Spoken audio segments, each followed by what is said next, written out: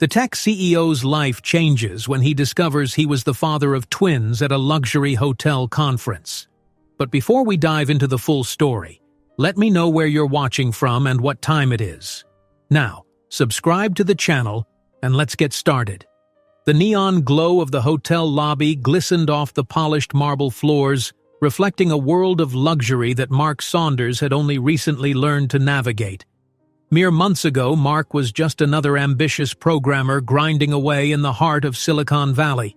Now, a sudden wave of success, born from his groundbreaking software startup, had propelled him into the orbit of the global elite. Conference organizers at the Grand Horizon Hotel treated him like royalty, ushering him to private lounge areas and VIP dinners, all because investors couldn't resist the billion-dollar valuation attached to his name. Yet amid the bright lights and flashy suits, Mark couldn't shake a certain pang of emptiness. He was living the dream, his name splashed across tech headlines, million-dollar deals finalized over exotic cocktails, but a restless voice within kept asking, "Is this all there is?" The first night of the conference, Mark had stepped onto the grand stage to present his new AI-driven venture. The applause had been thunderous, his inbox filling with congratulatory messages from world leaders in finance and technology. Swarms of reporters thrust microphones in his face, eager to broadcast his brilliance to the world. By the time the cameras stopped flashing, his mind buzzed with adrenaline. This was the pinnacle of everything he'd worked for. Or so he thought.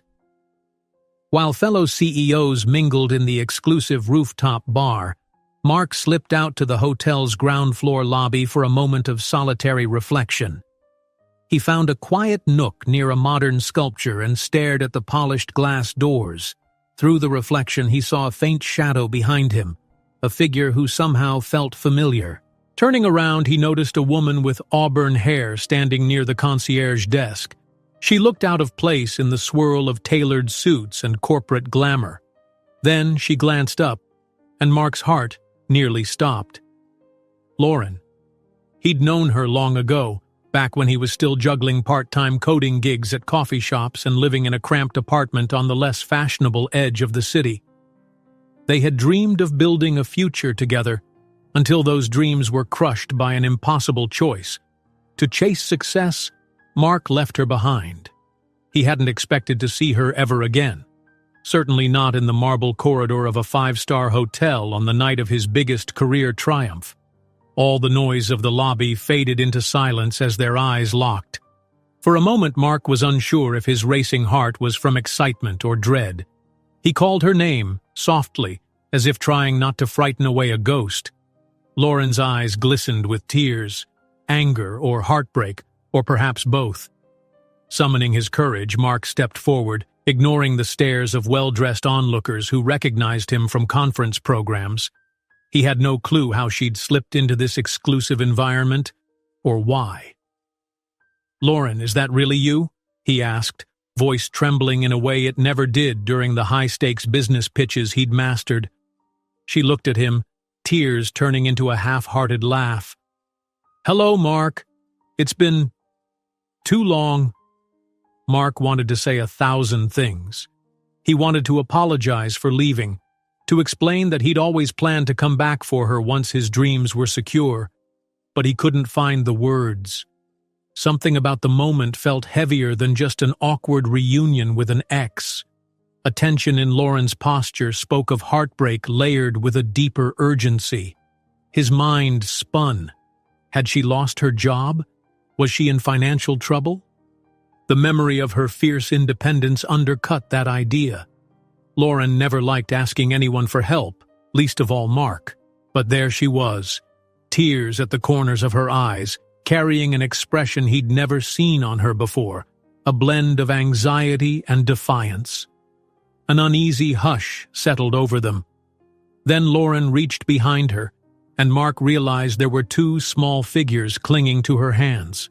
A boy and a girl, around 5 or 6, each with the same warm brown eyes Mark recognized from old family snapshots of himself as a child. "Kids? Lauren, are these..." She lowered her gaze, as if bracing for the force of a revelation she'd practiced 100 times in front of a mirror. "Their names are Ava and Oliver. They're twins. And Mark," her voice caught in her throat, "they're yours." Those words crashed down on him like a tidal wave. In the swirl of success and million-dollar contracts, Mark had never considered the possibility that his sacrifice to build a life of affluence had cost him more than just a relationship. It had cost him the early years of fatherhood. Panic and guilt warred in his chest. On any other day, he might have responded with denial. But one glance at the children's eyes, which bore an unmistakable resemblance to his own, confirmed a gut truth he could not refute. He felt a rush of conflicting emotions: joy for seeing pieces of himself in these bright-eyed kids, sorrow for having missed their first steps, their first words, and fear that he might fail them now, just as he'd failed Lauren by leaving. The bright lobby lights felt suddenly harsh. A small crowd of curious onlookers gathered. Some recognized Mark from the conference brochure. Others recognized a scandal in the making, a tech billionaire confronted by an ex-girlfriend and 2 children. Hotel security lingered uncertainly by the entrance, unsure whether they should intervene. Lauren's voice trembled as she explained what happened after Mark had left, how she discovered she was pregnant just a week later, how she tried to reach him but quickly realized he was too consumed by the relentless hustle of the startup world. Too busy, or too distant, or maybe just too changed from the man she once knew. So she carried the weight alone, raising the twins on a modest salary while battling heartbreak and constant worry that she wasn't giving them all they needed. "If you had tried to contact me, I swear," Mark began, but Lauren shook her head, tears brimming. "It's not that simple. I did try, but your investor's assistant, she said you were traveling, focusing on your pitch to venture capitalists. I lost faith. Eventually I stopped trying. I wasn't going to beg you to come back, Mark." He heard the hurt in her voice, the sense of betrayal, the knowledge that he had left for his dream, not imagining a scenario in which Lauren might be left behind with children he never knew he had. Mark's chest tightened. He had never known heartbreak could cut so deep. Had he truly been so consumed with success? "I'm sorry," he whispered, momentarily forgetting about the onlookers, the cameras, the entire conference. None of it mattered. All that mattered were the big brown eyes staring up at him, wide with curiosity, maybe fear, and his ex-girlfriend, trembling with years of suppressed anger and sadness. Lauren, watching him wrestle with shock, steadied herself. "I didn't come here to ruin your moment, Mark, but I can't keep doing this alone. They deserve to know their father." A sudden flash made them both jump. A smartphone camera capturing the drama. Gossip in the modern age travels fast. By sunrise, half the social media feeds might be buzzing about Mark Saunders, the tech billionaire blindsided by fatherhood. But for Mark, none of that seemed important right now. He took a step forward, lowering himself to Ava and Oliver's height. Searching for something to say, he finally managed a gentle smile. "Hi, I'm Mark. Do you know who I am?" Oliver clung to Lauren's leg. Ava nodded shyly. "Mommy said you made a big machine, something that helps computers talk." Mark swallowed a lump in his throat. They didn't even know the basics of who he was beyond a vague job description. If only he could rewind time. If only he'd never left. While the cameras snapped and curious whispers filled the hotel lobby, Mark made a decision, one more momentous than any business proposition he'd ever pitched. He reached into his pocket to fumble for his phone, tapping out a quick text to his personal assistant. "Cancel the rest of my evening schedule. Family emergency." For the first time in years, Mark would turn his back on potential investors, exclusive dinners, and a press lineup that could have elevated his public profile. None of it could outweigh the gravity of what stood before him. A chance at redemption, a chance at being a father, a chance at reuniting the family he'd inadvertently left behind. As his assistant's confused reply buzzed in, Mark looked at Lauren with unspoken resolve. He could see her skepticism, the doubt that he might just pack up and flee again. but he intended to prove that the Mark who once left her behind was gone. Or at least that he was ready to fight against the worst parts of himself to show her, and the twins, that he could be something more than a man chasing success. "Lauren," he began, voice steady, "let me fix this. Please. I know I can't turn back time, but I can start now. Let me spend time with Ava and Oliver. Let me see who they are." She hesitated. In her silence, he read a storm of emotions: caution, fear, hope. Then, with a trembling nod, she agreed. The overhead lights gleamed on the tears that marked both heartbreak and an uncertain new beginning. All around them, the swirl of corporate life went on. Suits marched to exclusive networking events. Hotel staff discreetly turned curious gazes away. The city outside gleamed with promise. But in that moment, Mark knew nothing would ever be the same.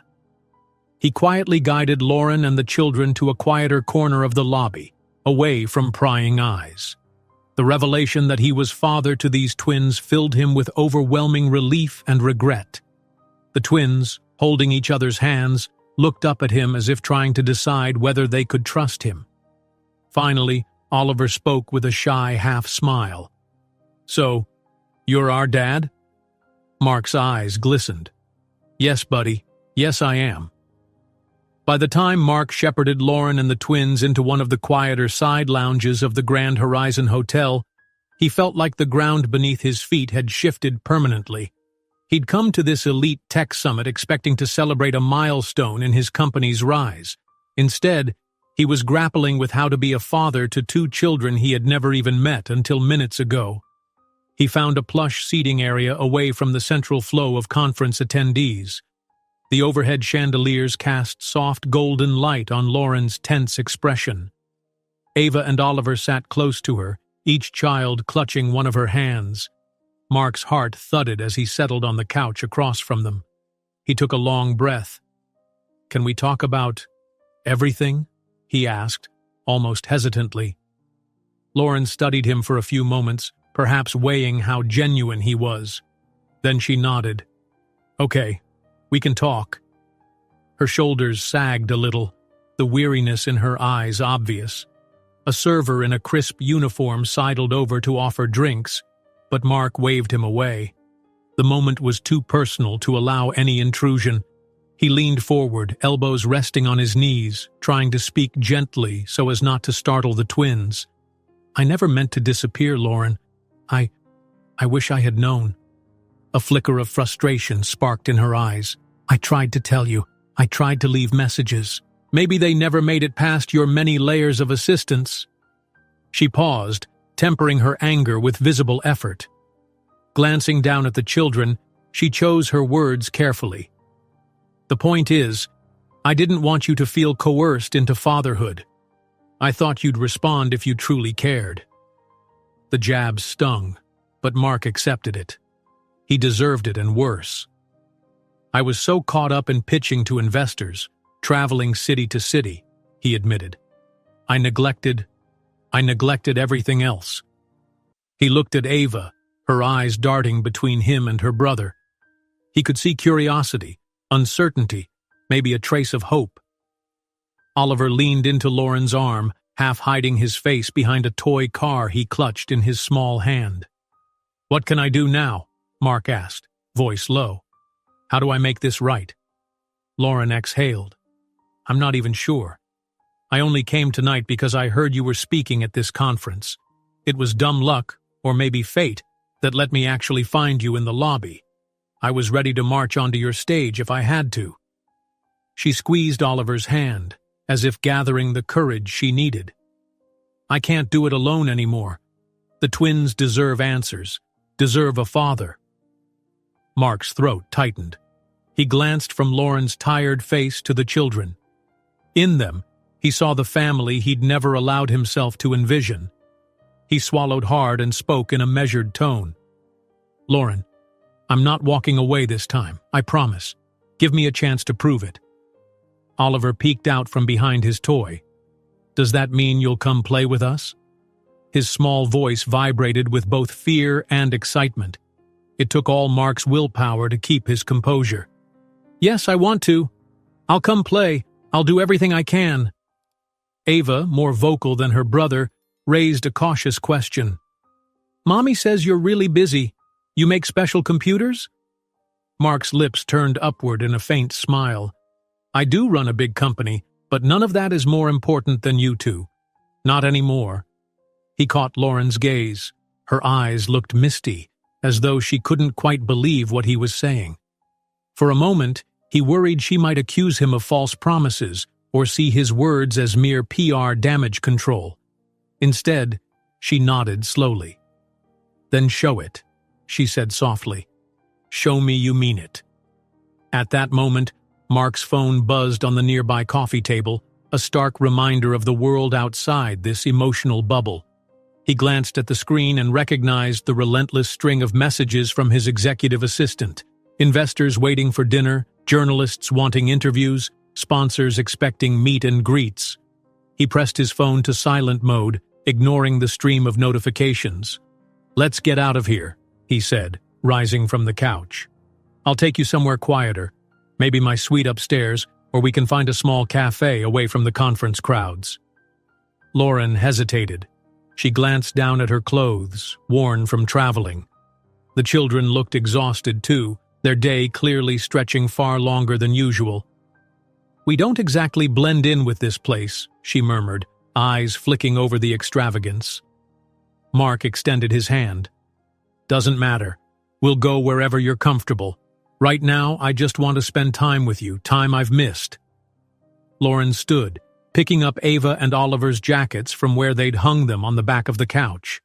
The kids hopped down, small footsteps echoing on the polished floors.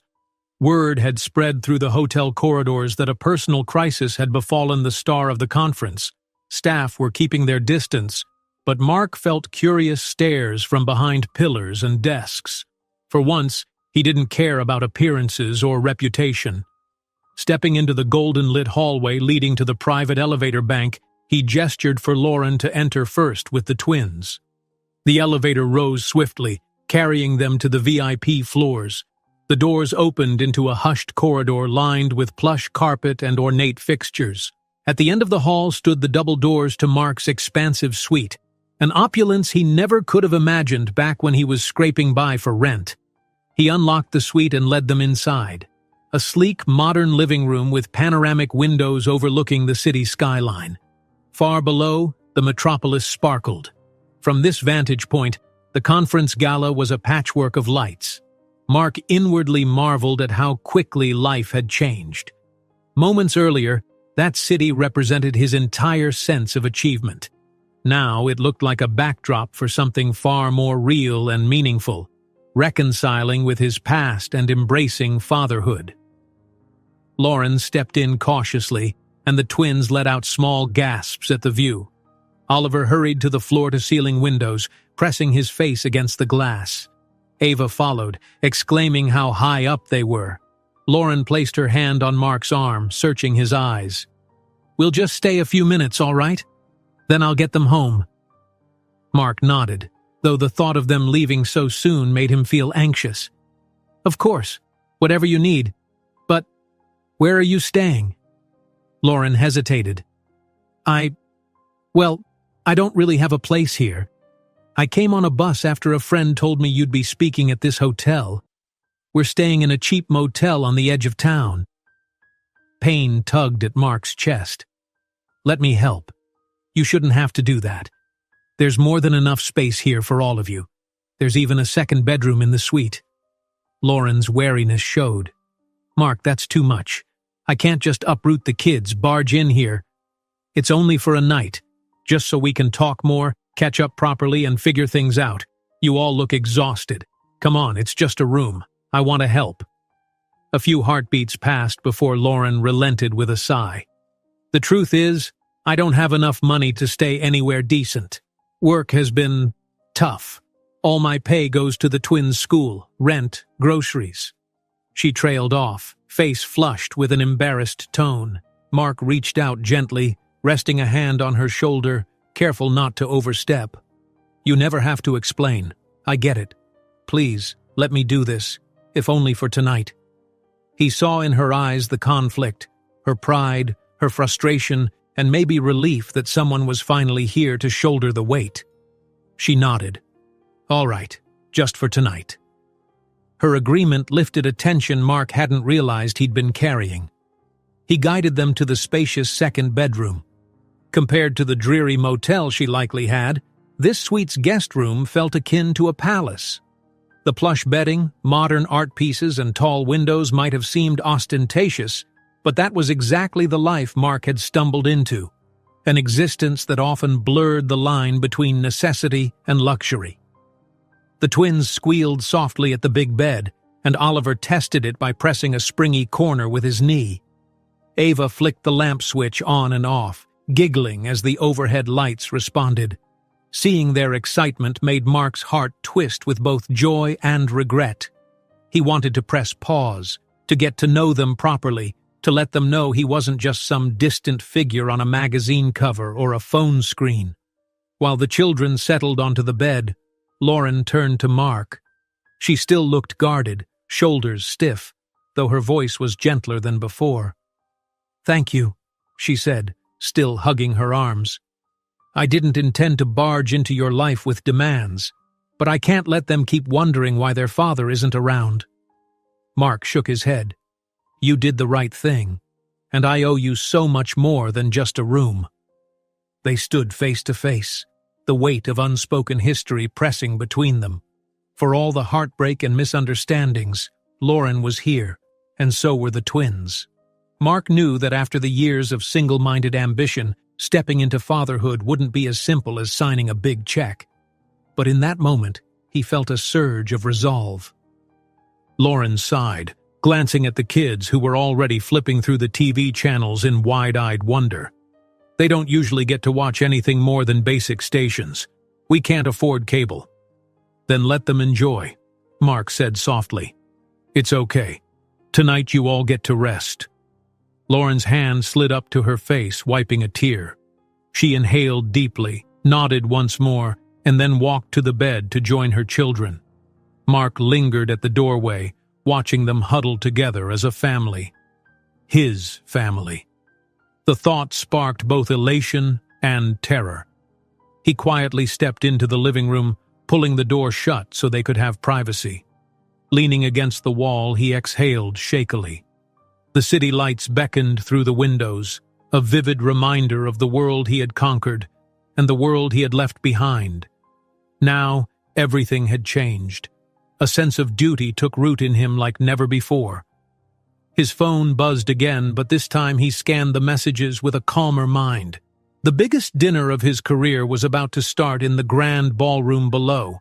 Investors he had courted for months would be waiting at a prime table, expecting him to seal multi-million-dollar expansions. With the newly minted status of father, Mark realized how trivial the event felt compared to the bigger commitment he'd just discovered.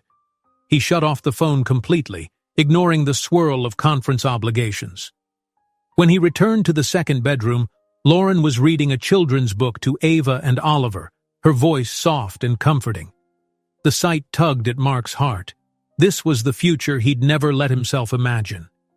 He wondered how many lullabies he had missed, how many late-night fevers he hadn't been there to soothe. Quietly, he sat on the edge of the bed, feeling the warmth of little bodies pressed against the blankets. Ava looked up, pausing her mother's reading. "You can listen too if you want," she said, shy but with a hint of invitation in her voice. Mark tried to swallow past the lump in his throat. "I'd love to," he whispered. As Lauren's gentle words spun the children a story of princes and hidden forests, Mark closed his eyes and made a silent vow. He would stay. He would learn what fatherhood meant. And for the first time in a very long while, he no longer felt that the measure of success was written in stock valuations. It was in the children's sleepy eyes and Lauren's cautious hope. Tomorrow, the conference would continue. The world might gossip, deals would be lost or gained. But Mark had found something far more precious, a reason to be more than just another tech genius chasing the next big triumph. He was, at last, a father. Morning arrived with the muted hush that only hotel suites can manage. Between the thick curtains and plush carpeting, no natural sunlight seeped in until Mark stirred and opened the drapes.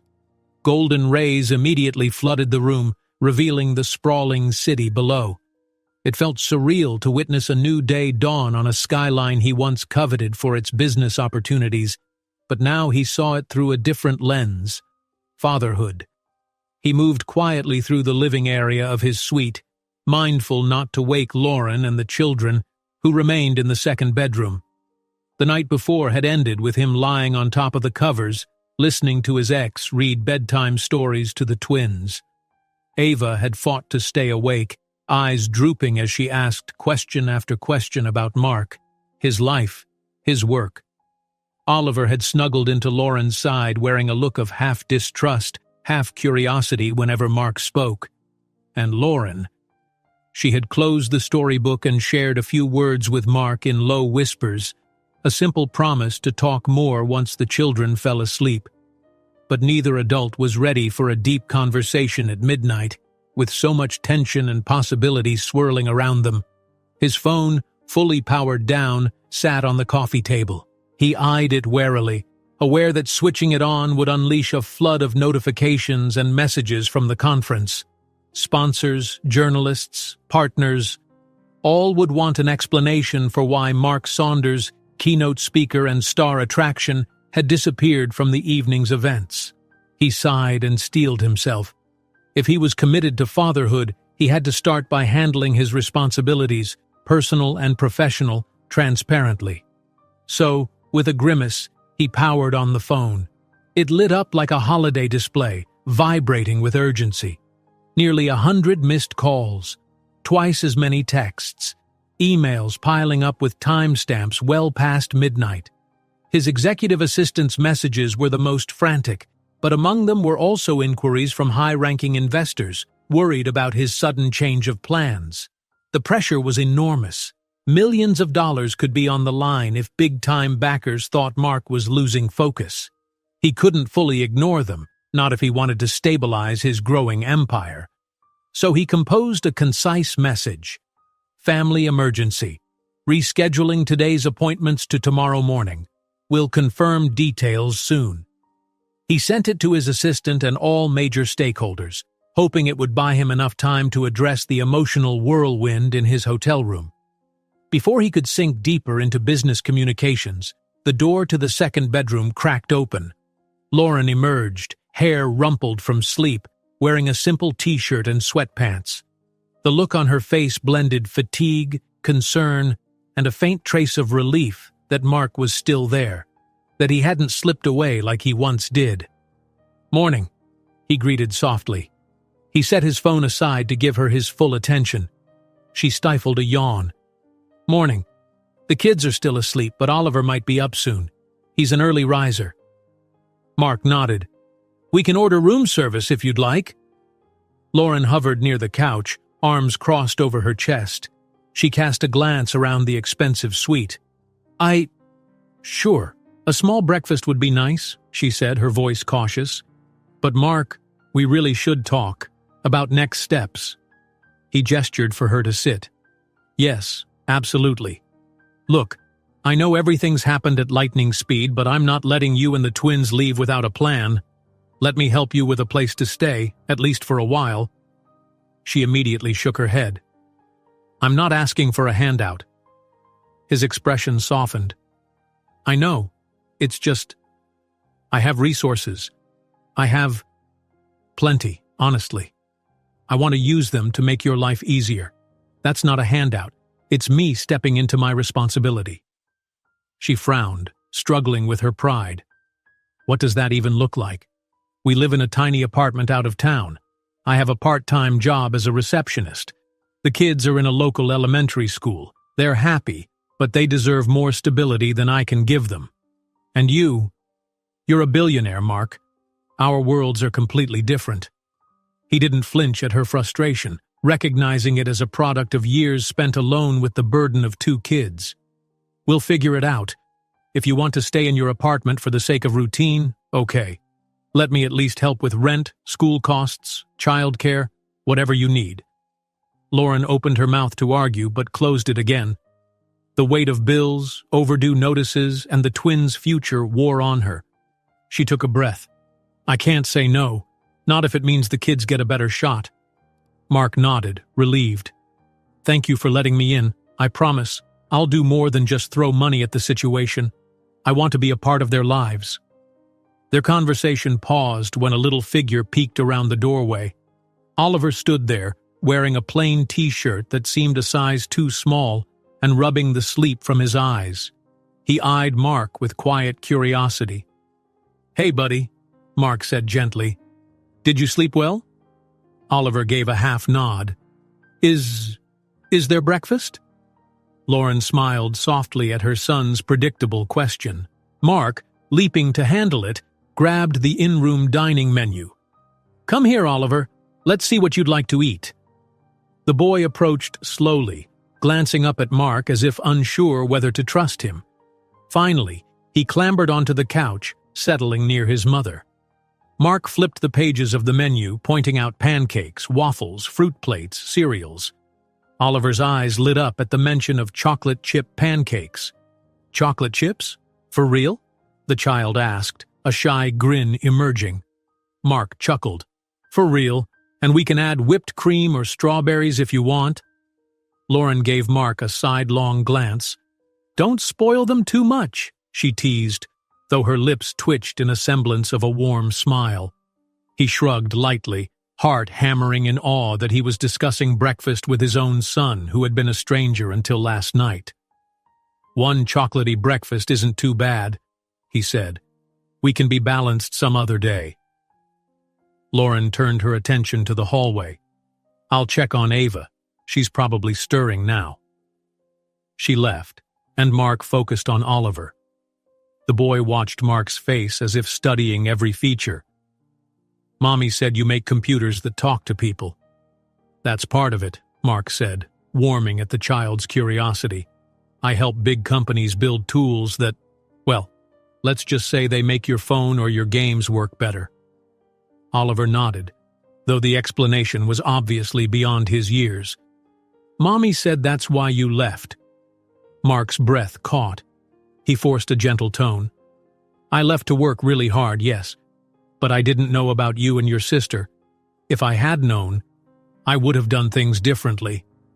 Oliver studied him, serious as a small judge, then shrugged as if uncertain how to respond. Still, the tension in his expression softened. He seemed to accept that the grown-up world was complicated, that the father who had been missing was now here, apologizing with a sincerity that made sense in a childlike way. Lauren returned with Ava in tow. The little girl's eyes sparkled at the breakfast menu, and soon Mark was on the phone placing their order: pancakes, eggs, toast, fruit. He hesitated at each item, checking to see if the kids liked it, delighted every time they said yes to something new. When he hung up, he realized Lauren was watching him. Her eyes were tinged with something close to gratitude, although a guarded caution remained. Mark recognized that caution. It came from heartbreak, from years of broken illusions, from the day he'd said goodbye to chase a dream, never returning. It would take time and consistency to show her he wasn't the same man who had once vanished without a second look. After a while, room service arrived. The kids dug in enthusiastically, giggling as they devoured chocolate chip pancakes with sticky fingers. Lauren ate more sparingly, perhaps mindful of her diet or simply used to letting the kids have the best portions. Mark insisted she try the omelet. She eventually relented and took a few bites, which earned a small smile from her. Halfway through breakfast, the landline phone in the suite rang. Mark excused himself and answered. The voice on the other end belonged to his executive assistant, sounding frantic and relieved all at once. "Mark, oh, thank goodness you picked up. I got your text about a family emergency. Is everything... Well, I hope everything's okay?" Mark cast a glance at the small family sprawled over the living area. Ava and Oliver were flipping channels, letting the bright animation fill the background. Lauren wiped Oliver's sticky hands with a napkin. It felt strangely domestic and warm, a far cry from the tension of the night before. "I'm fine," he told his assistant, stepping into the hallway for a hint of privacy. "Something very personal came up, and I need the day. Please handle the fallout from last night's missed dinner. I'll come down to the conference center tomorrow and address everyone properly." There was a beat of silence. "Understood, Mark. The sponsors are unhappy, but your statement about a personal matter has quieted most questions. However, the press is sniffing around. There are rumors floating about you, something about kids showing up at the hotel. I'm not sure of the full story." Mark's stomach twisted. He didn't want his children's arrival to become a tabloid spectacle. "Let's not feed the rumor mill," he said, grimacing. "Just keep it professional. No comment beyond confirming I had a family situation. I'll handle the rest." He ended the call, forcing a steady exhale. He hadn't considered the media. He was well known enough that even a small whisper of personal drama might make headlines. For Ava and Oliver's sake, and for Lauren's privacy, he needed to manage that carefully. Returning to the living room, he found the kids sprawled on the carpet, cartoon voices echoing from the TV. Lauren was clearing plates. Mark took the dishes from her hands, motioning for her to sit. "You don't have to clean up," he said gently. "Room service staff will come by." She relinquished the plates. "It's habit," she murmured. "I'm so used to picking up after them, after everything." He could sense her discomfort in this lavish environment, so he set the plates on the trolley near the door. Then he turned back. "Lauren, about the next steps. I'd like to spend time with the kids today.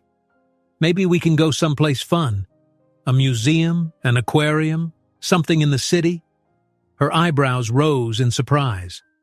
"Don't you have a conference? People waiting for you?" Mark glanced at the phone, the blinking light of unanswered messages. "They can wait. I told them I need the day." A flicker of vulnerability crossed her face. "You'd do that? For us?" Without hesitation, he replied, "Yes, absolutely. I want the twins to see I'm here, and I want to spend time with you too. We have a lot of lost years to make up for."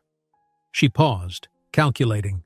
For a moment, it felt like the world was suspended between them, uncertain if she'd reject this step. Then she gave a small nod. "All right. The kids would love it. Just nothing too pricey or overwhelming. They're not used to big crowds." Mark nodded. "I know a place that's quiet and interactive, a science center near the edge of town. They can explore, Tinker, and I won't have to worry about paparazzi as much." Lauren studied him carefully, perhaps noting the sincerity in his plan. She cracked a reluctant smile. "Sure, that sounds good." "Great," Mark said, buoyed by her acceptance. He turned to Ava and Oliver, kneeling so he was closer to their eye level. "How about we go see some cool experiments and maybe a planetarium show? We can learn about the stars and planets." Ava gasped in delight. "Stars?"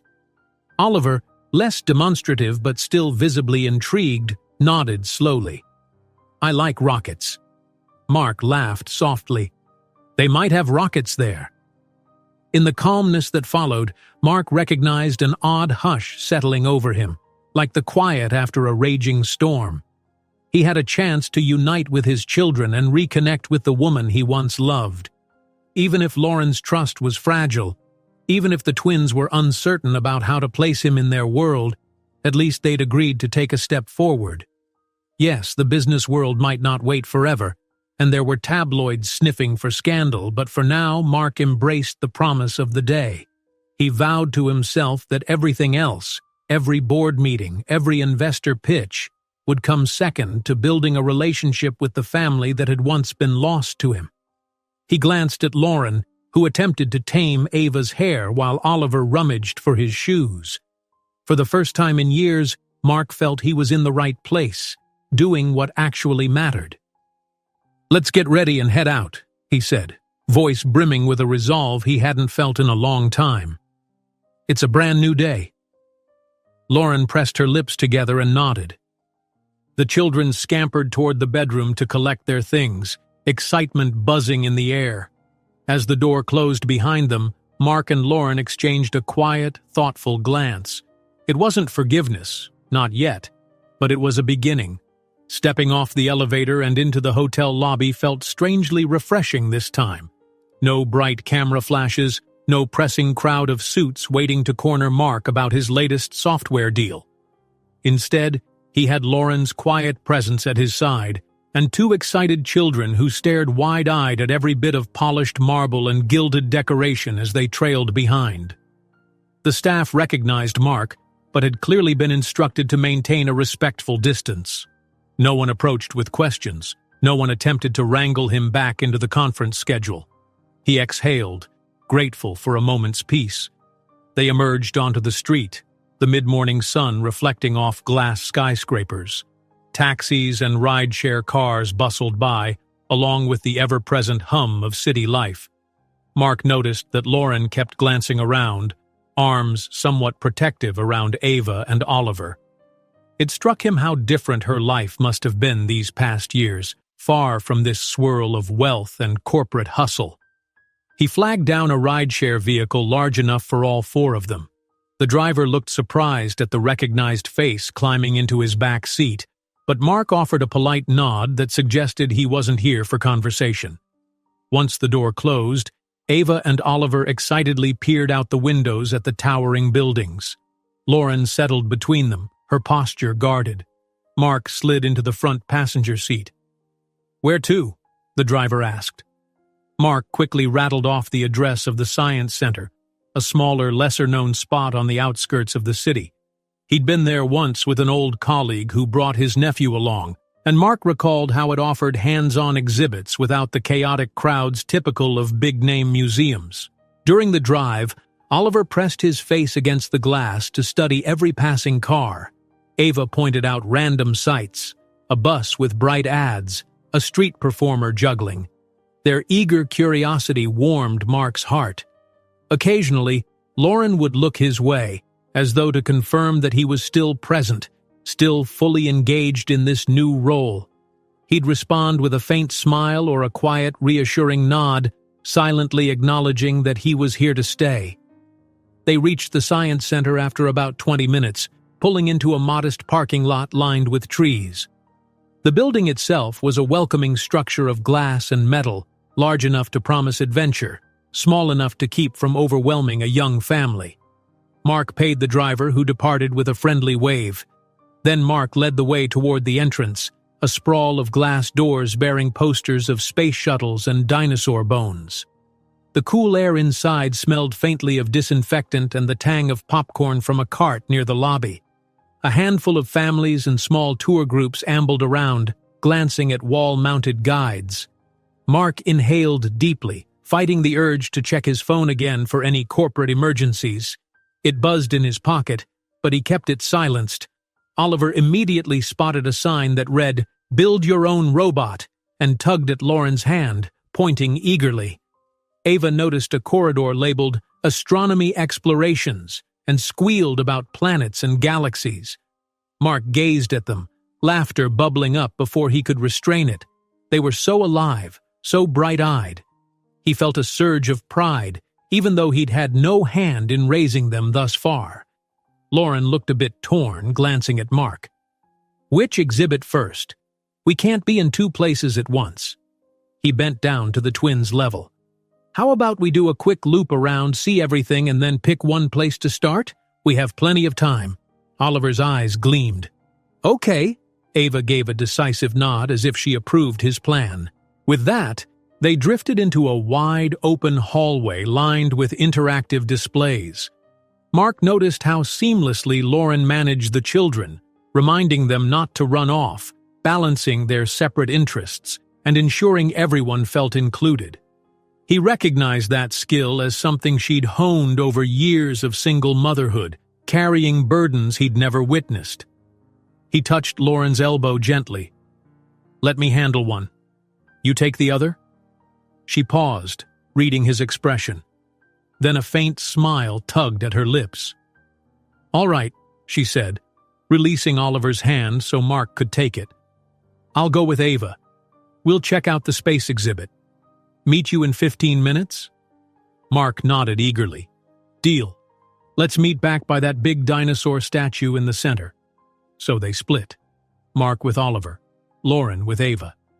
As Oliver led the way toward a room adorned with blinking lights and small robotic arms, Mark felt a surge of nerves.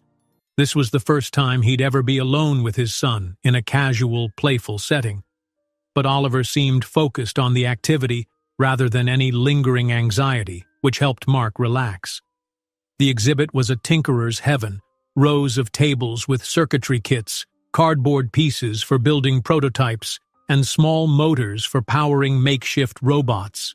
Families clustered around, helping children tape together bits of plastic or wire. Oliver immediately latched onto a kit that showed how to assemble a walking robot from recycled materials. They found a free workstation. Mark pulled out a stool for Oliver, who hopped on, eyes glued to the kit's instructions. Mark watched with amusement and awe as the boy carefully read the diagrams. "Do we do this first?" Oliver asked, pointing to a small motor piece.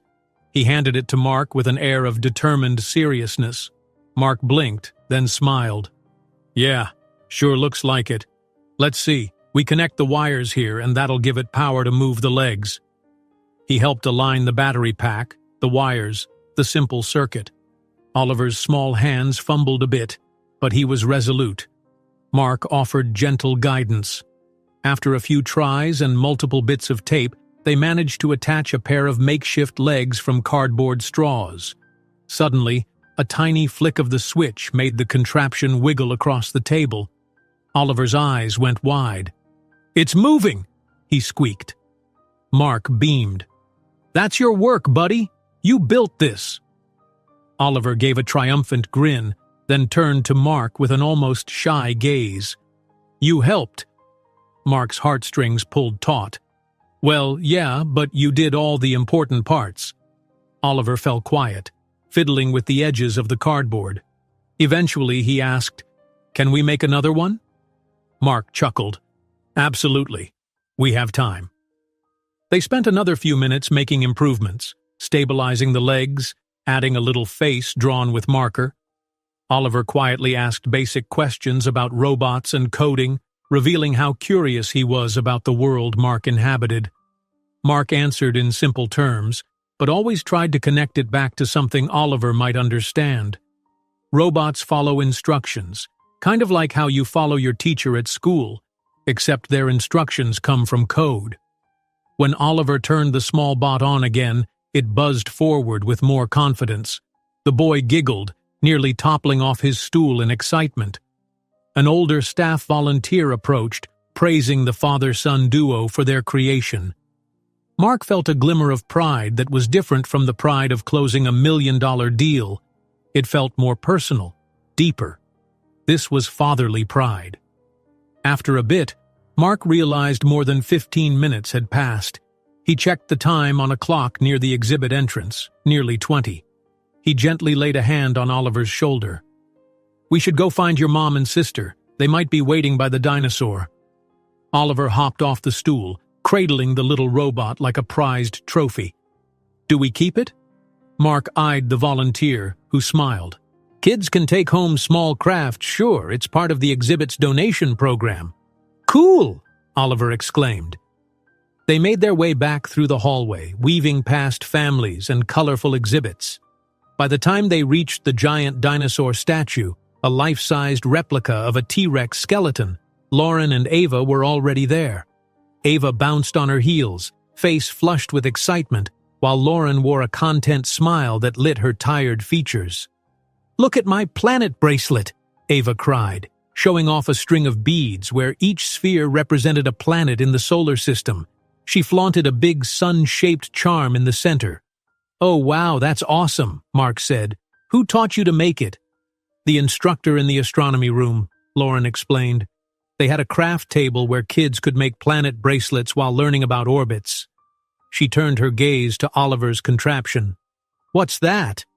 Oliver puffed with pride. "It's our robot. It moves when you switch it on." Lauren bent down. "That's really neat. Good job, Oliver."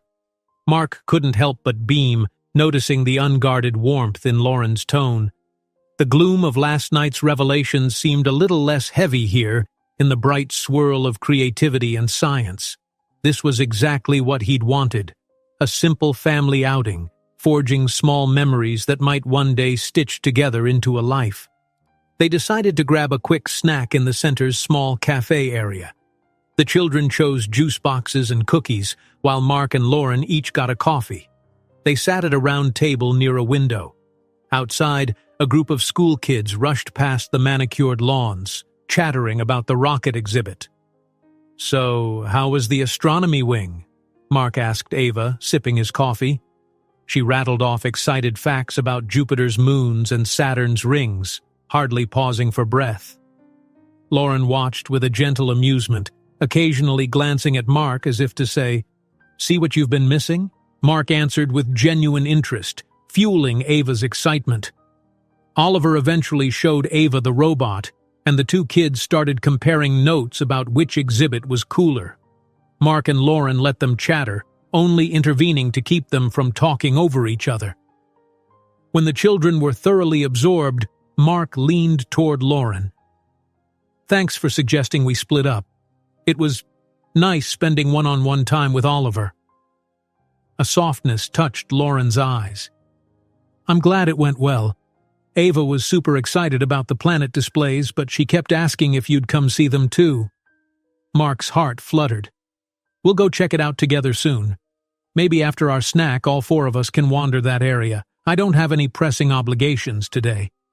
Lauren's face tightened just a fraction, as though she still feared this was temporary. "What about tomorrow? Or next week when the conference ends? Are you heading back to your offices? Another city?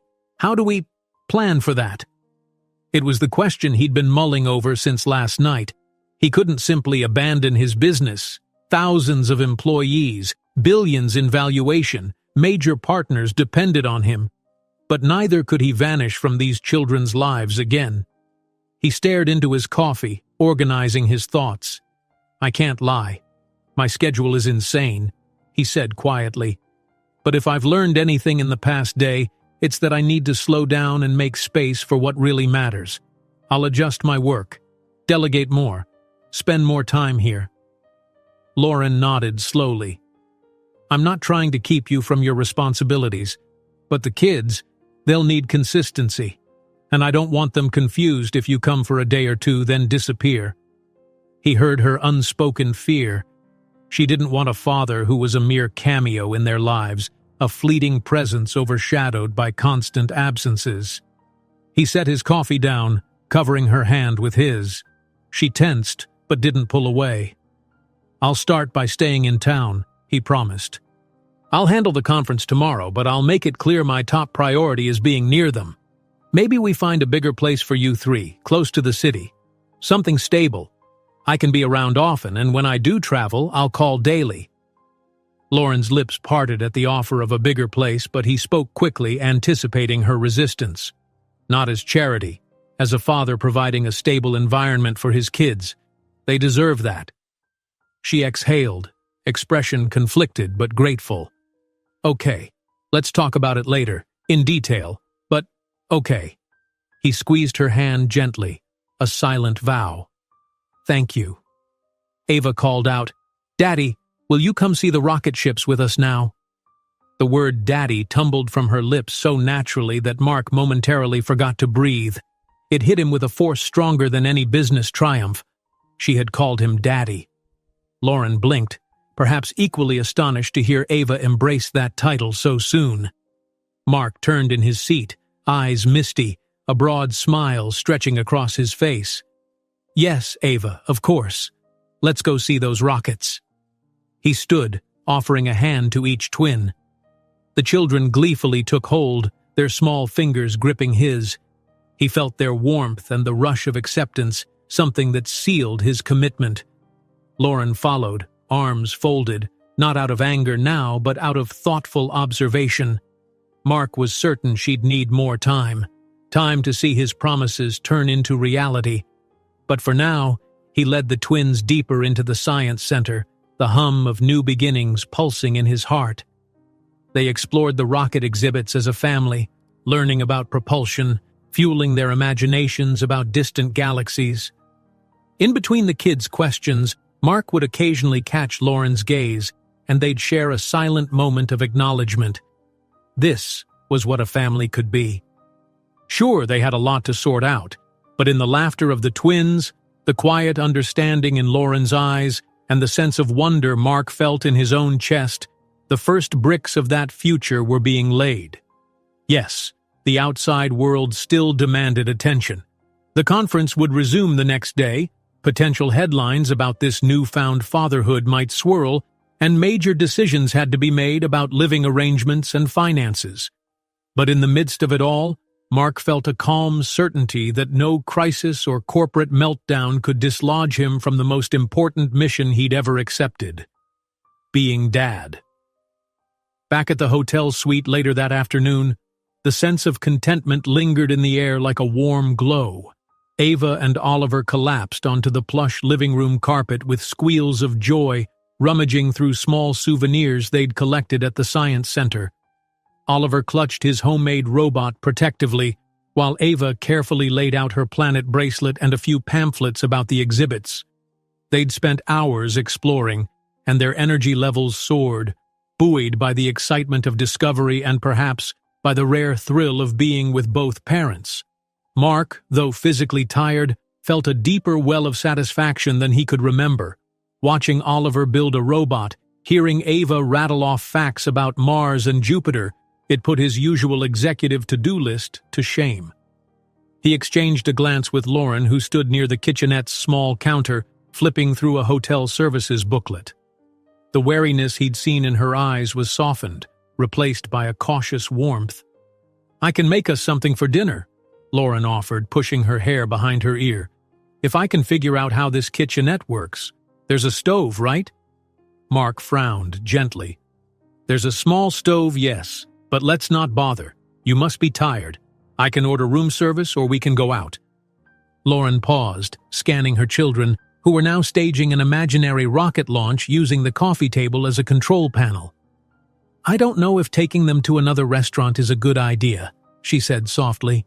"They're overstimulated already, and we still need to discuss the rest of today's plans." Mark nodded in agreement. "Okay, then I'll call room service. You pick what you want." He slid the menu toward her. She hovered by the couch, skimming the items. "This stuff is pricey." Mark managed a small, patient smile. "Forget the prices for once, Lauren. Please, let's just eat something we like and relax. I promise I can afford it."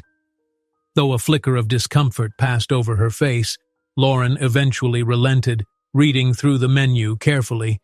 She let Ava and Oliver pick simple favorites, pasta for Ava, chicken strips for Oliver, and then settled on a grilled chicken salad for herself. Mark, for his part, ordered a hearty steak, feeling a renewed appetite after the day's whirlwind. Once he placed the call, he perched on the edge of an armchair, studying his phone. The barrage of texts and emails still clamored for attention. There was no escaping them forever. But he'd promised himself that family came first, so he braced for a short session of damage control. He typed out a quick summary for his executive assistant. "Busy day with family. I'll make a brief appearance at the conference tomorrow morning to address sponsors, media, and investors. For now, please finalize tomorrow's schedule so it's condensed and efficient. I need to spend more time with my kids. Thanks for your understanding." He hit send, ignoring the pang of anxiety that came from reducing his enormous workload so abruptly. Yet the memory of Oliver's shining eyes, Ava's excitement about planets, and Lauren's relieved smile anchored him. This was worth the trade-off. He leaned back, tossing his phone on the side table just as Oliver bounded over. "Dad," the boy said, testing the word again. "Can we watch a movie after dinner?" Mark blinked, heart soaring at the simple request. "Sure, we can check the TV or a streaming service. Whatever you and Ava want, maybe something fun or educational, or maybe just plain fun," he teased. Oliver grinned, that shy sparkle returning to his eyes. "Okay." Lauren, overhearing, gave Mark a small nod that conveyed gratitude. She was still protective, still uncertain if this happy moment could last, but there was a touch more trust in her posture now. Soon, the soft knock of room service interrupted them, and 2 hotel staff wheeled in a cart laden with covered trays. The children immediately squealed and sprinted to see. Oliver tested the wheels of the cart, and Ava tried to peek under the lids. Mark tipped the staff generously, thanking them. When the door shut behind them, they uncovered dinner like a small feast. Steaming plates of pasta, chicken strips, salad, and Mark's gleaming steak next to a baked potato. A bread basket and 2 pitchers, one of juice, one of water, completed the spread. Oliver bounced on his toes. "This looks so good. Mommy, look at all the bread," he said, pointing to the fluffy rolls. Lauren shepherded them to the small table in the dining area, smiling despite her attempt to remain neutral. "Remember your manners," she reminded gently, though her tone was warm. "We're guests here." Mark pulled out a chair for her, then for Ava, while Oliver scrambled into his own seat. Lauren thanked him softly and settled in, giving Oliver a look when he nearly knocked over a glass in his excitement. Together they served themselves, steam rising from each dish, and for a few minutes there was only the quiet clink of silverware. Mark carefully cut small bites for Ava at her request, then found himself glancing across the table at Lauren. She picked at her salad, lost in thought. He debated how to bring up the inevitable. They needed to talk about living arrangements, child support, and a plan for Mark to be present without upending the twins' routine too dramatically. Finally, he cleared his throat. "So, tomorrow, I'll do a short speech at the conference. I can reschedule meetings around my time with you and the kids. Once that's done, I'd love to drive back to your place, see your neighborhood. Maybe we can figure out how I can help make it more comfortable. Or if you'd consider moving somewhere closer to my offices." Lauren set down her fork, eyes flicking to the children. Ava was engrossed in her pasta, but Oliver eyed them curiously. "We'll talk about that," Lauren said quietly. "Maybe once the kids are settled in bed. They shouldn't have to hear about rent, bills, and all that." Her gaze softened. "Thank you for caring, though. For offering." Mark nodded, sensing the importance of timing. "Of course. Let's keep dinner cheerful." Lauren offered a tiny smile, then turned to Oliver, nudging him to eat his chicken strips before devouring an entire roll of bread. Ava giggled at her brother's mischief. Despite the underlying issues looming, the 4 of them managed a simple, pleasant meal. They discussed the science center, favorite exhibits, and the kids asked Mark 100 more questions about what it meant to build computers. He tried to explain coding with analogies, a castle blueprint that machines follow exactly. Ava's eyes widened, and Oliver tried to envision a computer as a knight taking orders. The conversation was peppered with laughter, a new harmony Mark cherished. When dinner wrapped up, Ava and Oliver leapt at the mention of a movie. Mark turned on the suite's large TV, quickly scanning streaming options. He let them pick from a list of animated features, and they landed on some brightly colored adventure featuring talking animals. The children plopped onto the couch, half laying against each other, eyes glued to the screen. Mark felt Lauren's hand brush his arm gently. She nodded toward the door leading to the master bedroom area, signaling a private moment to talk. He followed her quietly, shutting the door behind them. The room glowed softly from a table lamp, the king-sized bed untouched since last night. Lauren took a seat at the edge of the bed, arms folded. Mark settled in a nearby armchair. The tension returned, the adult concerns that lurked behind the day's fleeting bliss. "So," Lauren began, her voice subdued, "you want to help us move or pay for a nicer place? That's a lot. I'm not saying we don't need help, but it also feels sudden." "I know." Mark leaned forward. "But the kids deserve stability. Think of it this way. If I were just some average guy making a decent salary, I'd still be paying child support, right? Well, I happen to have more resources. Let me direct them where they're needed."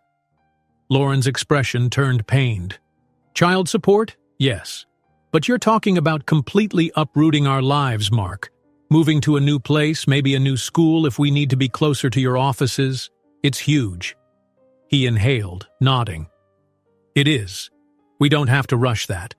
But is your current apartment really big enough for 2 growing kids? Is the neighborhood safe?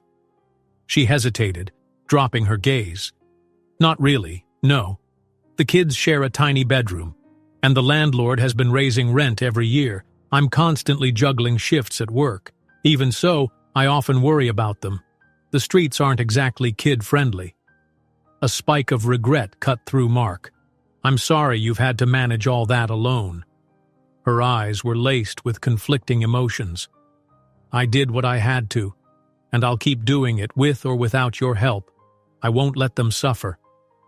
He reached across the small gap, gently taking her hand. I know how strong you are. It's one of the reasons I fell in love with you. But now I'm here. Let me shoulder some of that burden. Let's start by finding a safer, more suitable place. And if you want to stay near their current school, I'll respect that. Or, if a closer school is better for them in the long run, we'll look into that. She closed her eyes for a moment. I'm scared of jumping into your world. It's so big, and everyone knows who you are. I just want them to have a normal childhood, not be harassed by paparazzi or overshadowed by your fame. His voice dropped to a soothing register. We can figure out a middle ground. There are quieter neighborhoods, good schools. We don't need to live in the city center, and I'll handle the press as best I can. They're just kids. I won't let the media exploit them. Lauren's lips trembled. Slowly, she nodded. We'll give it a try. But I can't promise it'll be seamless. They're used to me being their whole world, and they might have trouble adjusting to a new dad popping in, who's also a billionaire with cameras sometimes following him around, Mark finished wryly. I get it. Let's move at their pace. They sat in thoughtful silence, hands loosely entwined. She broke the quiet. I'm still angry at you, for leaving when you did, for not trying harder to keep in touch. There were days I hated you. Mark's throat tightened. I deserve that, and I won't make excuses. I messed up. I wish I could go back and do it all differently. I know, she said, voice trembling, but you can't. So we start where we are. Show me through actions, not just words. He swallowed hard. I will. I'm committed to being here, to giving our kids the life they deserve, and to making amends to you if you'll let me. Lauren's eyes glistened, but she held herself steady, nodding. I want to believe you.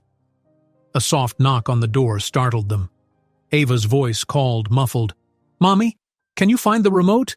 The movie stopped. Lauren rose, forcing a small smile that vanished the moment she turned away from Mark. He exhaled, heart pounding, realizing just how delicate the situation was. She had every right to distrust him, and the path to redemption was long. Yet he felt a fierce determination to be worthy of their forgiveness. He rejoined the living room to see Ava holding a remote with fading batteries. Oliver sat cross-legged on the carpet, glaring at the frozen screen. Mark grabbed fresh batteries from a kitchen drawer and handed them over. Within seconds, the movie resumed, and the kids cheerfully settled back to watch talking animals on a quest. Lauren sank onto the couch, busying herself with tidying up the dinner dishes. Mark gently tugged a plate from her hand, setting it aside. I got it, he murmured. Just relax. She let him take over, her expression unreadable. As he rinsed plates in the kitchenette, he listened to the children giggling at the film, Lauren occasionally shushing them if they got too rowdy. The weight of regrets mingled with the tremor of new hope. He thought of the day to come, addressing the conference, delivering a speech with the knowledge that at any moment someone could question his personal upheaval. But he planned to stand firm. He had a family now, and he would not hide that truth. Later, when the movie ended, Ava yawned dramatically. Oliver slumped against the couch cushion, eyelids drooping. Lauren chuckled softly at the display. All right, you two, time for bed. It's getting late. Ava pouted. "But I'm not." Her protest died in a small yawn. Oliver said nothing, already halfway to nodding off. Mark offered to carry him, and the boy clung to his arm, surprisingly comfortable in this new father's embrace. Ava slipped her hand into Lauren's, dragging her feet toward the guest bedroom. Lauren turned at the bedroom doorway. "I'll get them settled. Could you get some water for Ava?" Mark nodded. "Absolutely." He filled a glass, then followed them. In the softly lit guest room, Ava crawled onto the bed and waited for a sip of water. Oliver was already in a sleepy daze. Lauren pulled a spare blanket from the closet. Mark placed the water on the nightstand. "Good night, kiddos," he murmured, smoothing Oliver's hair. "I'll be here in the morning, promise." Ava gave him a small smile. "Night, Daddy." The word still made his heart skip. "Night, Princess." Lauren gently guided him out, shutting off the overhead light, leaving only a small lamp for comfort. As the door closed, they shared a moment of mutual understanding. This was real. This was happening. The living room settled into a hush. Mark's phone buzzed again, but he ignored it, turning instead to Lauren. She wrapped her arms around herself. "Thank you," she said softly, "for a nice day." He approached, keeping a respectful distance. "It was. I'm glad you and the twins gave me a chance." She gave a tiny shrug. "We'll see how tomorrow goes. One day at a time, right?" "Exactly," he agreed. They lingered in silence, standing just feet apart, so much left unsaid. Then Lauren's cheeks colored faintly. "I'm tired too. I'll, be in with the kids." Mark nodded, understanding that she wanted the security of staying close to Ava and Oliver. "Of course." She hesitated, then gave him a parting nod and slipped into the guest room. The latch clicked softly. Standing alone, Mark exhaled. His mind flicked through the day.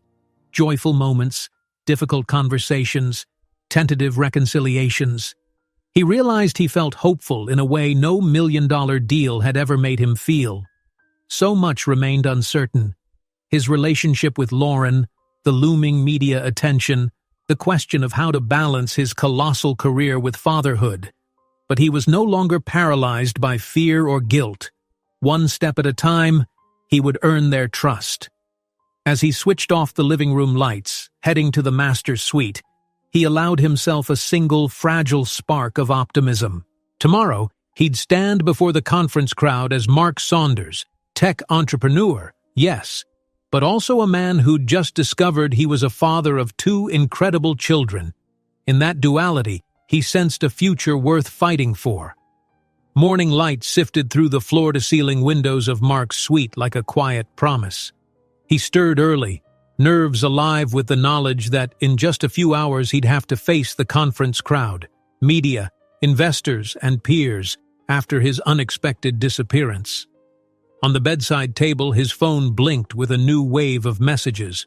But first, he needed coffee, and he needed to check on Lauren and the twins. Slipping out of bed, he tugged on a casual shirt and pants, ignoring the suits that hung neatly pressed in the closet. The hotel-provided slippers muffled his footsteps as he made his way to the living room. He half expected chaos, Ava and Oliver already bouncing around, or Lauren up and pacing with worry. Instead, he found the space empty and still. The guest room door was cracked open, letting him see that the bed had been left neat. A pang of alarm flitted through him. Had they left? He stepped closer and peeked inside. The bed was made, pillows smoothed. He blinked. For a moment he imagined Lauren deciding it was too much, too complicated, and packing the kids to leave before sunrise. Then he heard a soft murmur from the kitchenette. He exhaled relief, following the sound. There, by the small counter, Lauren stood sipping coffee, still dressed in sleep shorts and a t-shirt, while Ava and Oliver sat on stools munching cereal from bowls. Oliver noticed Mark first, offering a shy wave. Ava turned and grinned. Lauren's eyes found his, revealing she, too, had wondered if he'd vanish. Their mutual hesitation broke into small smiles. Morning, Lauren said softly, voice still hushed with sleep. We woke up early. Kids were hungry, so we raided the mini fridge for milk. I hope that's okay. Mark relaxed. Of course, I'm glad you did. He moved toward Oliver and gave his hair a light ruffle. Did you sleep well? Oliver nodded, mouth full of cereal. Ava piped up. We're gonna watch cartoons after breakfast until you have to go do your big speech, right? Mark nodded, slipping behind Lauren to grab a second coffee mug. The nearness of her presence sent a flutter through him. Yes, I'll need to be at the conference by mid-morning, but I promise I won't be too long. Lauren studied him from over the rim of her mug. What's the plan for your speech? Are you going to explain why you left so suddenly? The unspoken question hovered. Would he mention them? The brand new family he'd discovered? Mark set his coffee down, leaning against the counter. I haven't fully decided. My assistant scheduled me for a short address to calm the sponsors and press. I might say it was a personal family matter and leave it at that. I don't want to drag you or the kids into the spotlight if you're not ready. Lauren let out a breath of relief. Thank you. I don't want them swarmed by reporters, or me for that matter. He nodded, wrapping his hands around the warm mug. I understand. I'll keep it vague, but I won't lie. I'll mention I discovered an urgent situation with my family. That's it. Ava shifted on her stool. Why would they care about us anyway? We're just kids, she asked, a note of innocence in her voice. Mark hesitated, choosing gentle honesty. Sometimes people in the news want stories about important people's lives, even if it's private. But your mom and I will do everything we can to keep you safe. Okay? Oliver slurped the last of his cereal, nodding solemnly. Okay. Lauren quietly cleared their bowls, rinsing them in the sink. Mark's phone buzzed on the counter, a reminder that time was ticking away.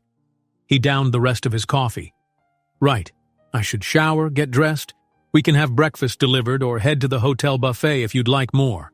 Lauren frowned slightly, glancing at the children. They're fine with cereal, and I'm good with coffee. Maybe after you leave, we'll check out the hotel pool or something. She hesitated. Is that all right? He smiled. By all means, enjoy the place. It's as much for you as it is for me. Actually, there's a family lounge area on the second floor with games. Could be fun. My only ask is that you text me if you need anything. He slid a spare key card across the counter toward her. In case you want to come back to the suite or lock up when you leave. Lauren picked it up, running a thumb along the edge. It felt like a small emblem of trust. Thanks, she said, voice subdued. He gave a nod to the twins. I'll be quick about the conference.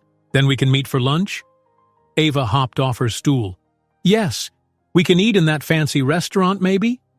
Her eyes sparkled at the memory of the lavish decor they'd passed upon arrival. Lauren chuckled. We'll see, honey. We don't want to overdo it. Mark's heart warmed at how easily Ava was adjusting to him. I'll message you once I'm free, he promised, then headed off to prepare for the day. An hour later, Mark stepped off the elevator into the heart of the tech conference, hair still damp from his shower. Gone was the relaxed t-shirt and sweats. He now wore a tailored suit that signified the confident billionaire image the world expected. Anxiety thrummed beneath his polished exterior. The day before, he'd vanished in front of these people, overshadowing the biggest moment of the conference. They were likely frustrated, concerned, or downright furious. He braced himself. His assistant, Jenna, spotted him and rushed over, iPad in hand. Mark, finally. Are you okay? You look, well, better than I expected. The sponsors have been restless. He managed a polite smile. I'm okay. Thanks, Jenna. Sorry for the stress. Let's get through this with minimal drama. She exhaled. Press is in a frenzy. Some rumors are going around about a secret family. I told them it's a personal matter, but you'll have to address something. Mark's jaw tensed. He'd expected as much. I'll confirm it was a personal family emergency. No further details. Let them know I'm fully committed to the deals and expansions, but my family obligations can't be ignored." Jenna nodded, relief flickering in her eyes. "All right, here's the schedule. First, you'll do a short press briefing in the conference hall to quell rumors. Then there's a sponsor Q&A in the Redwood Room. After that, a panel talk on AI ethics. We can cancel the panel if you're too pressed for time." He weighed the options. "Let's keep the panel, but I'll keep my remarks concise. I want everything done by lunchtime." "Understood," Jenna said. Soon, he was ushered into the main conference hall. The stage lights felt harsher than usual, or maybe his senses were heightened by the new responsibilities on his mind. Rows of attendees sat with phones ready, reporters in the front row poised to record every word. A hush fell as Mark took the stage. He stepped up to the podium, adjusting the microphone. His reflection stared back from the polished black floor, a man grappling with the biggest changes of his life. He cleared his throat. "Good morning, everyone," he began, voice steady. "I know my absence last night caused concern. I want to apologize for any inconvenience. A personal family matter required my immediate attention." He paused, scanning the crowd. Cameras clicked, pens scratched notes. "It's resolved now," he continued. "I appreciate your understanding and promise that my commitment to this project remains unshaken. We've made breakthroughs." He launched into a concise rundown of the software startup's latest innovations, highlighting key points from the prior day's announcements. A smattering of applause followed, though the atmosphere still crackled with curiosity about his personal life. When he opened the floor for questions, the first journalist jumped straight to the taboo subject.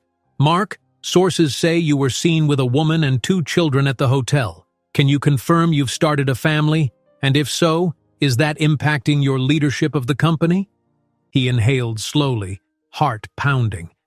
"I can confirm I discovered some unexpected personal news. I am indeed a father. That's as far as I'll go.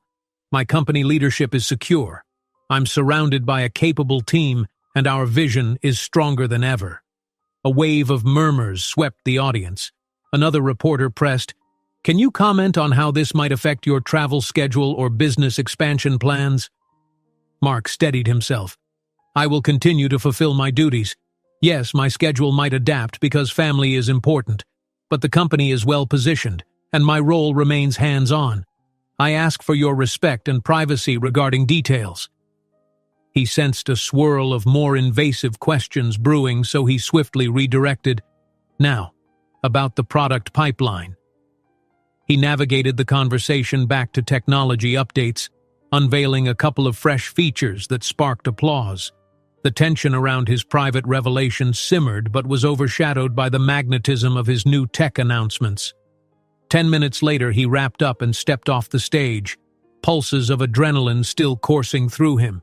Sponsors cornered him in the wings, peppering him with concerns about potential distractions. Mark responded calmly, reassuring them with charts and references to delegated authority. Some seemed appeased, others merely polite, but he pressed on, moving to the Redwood Room for the Q&A. Throughout the morning, he juggled corporate demands with the intangible weight of fatherhood now public. By the time he finished the panel talk, his phone displayed late morning creeping toward noon. He politely excused himself from further discussions, ignoring a few sponsor requests for lunch meetings. Jenna caught him as he reached the elevator. "Mark, you sure you don't want to finalize those investor terms now? They're eager, and you're here." He gave an apologetic shake of his head. "I'm meeting my family for lunch. I've done enough damage control for the day. Let them know we can talk by video call tomorrow." Jenna, clearly trying to adapt to the new order, nodded resignedly. "All right, I'll handle the scheduling." Moments later, Mark was in the elevator heading back up to the suite, relief flooding him. He'd navigated the press with minimal details, yet left no doubt that his family's welfare would no longer be sidelined. Approaching the suite door, he heard laughter through the wood. He stepped in to find Ava and Oliver chasing each other, squealing, while Lauren, wearing a hotel robe, tried to intercept them. They all paused when they saw him. "You're back!" Ava exclaimed, running up. Oliver followed at a distance, grinning. Lauren's shoulders visibly relaxed. She brushed a hand through her hair. That was faster than I expected. Mark couldn't hide his grateful smile. Kept it short. How was your morning? Lauren tilted her head. We explored the second-floor game lounge, then came back here. Ava dunked Oliver in the pool, so he pouted for a bit. She teased, ruffling the boy's hair. But we're all good now. Mark shrugged off his suit jacket, feeling the sense of rightness again. Great. Let's do something nice for lunch. My treat, of course. Sound good? Ava and Oliver whooped. Lauren's smile was guarded, but a hint more genuine. Sure, she said softly. We're ready when you are.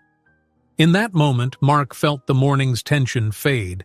The swirl of corporate demands, the fierce curiosity of reporters, the avalanche of big decisions, they all receded behind the simpler joy of seeing his children's faces light up.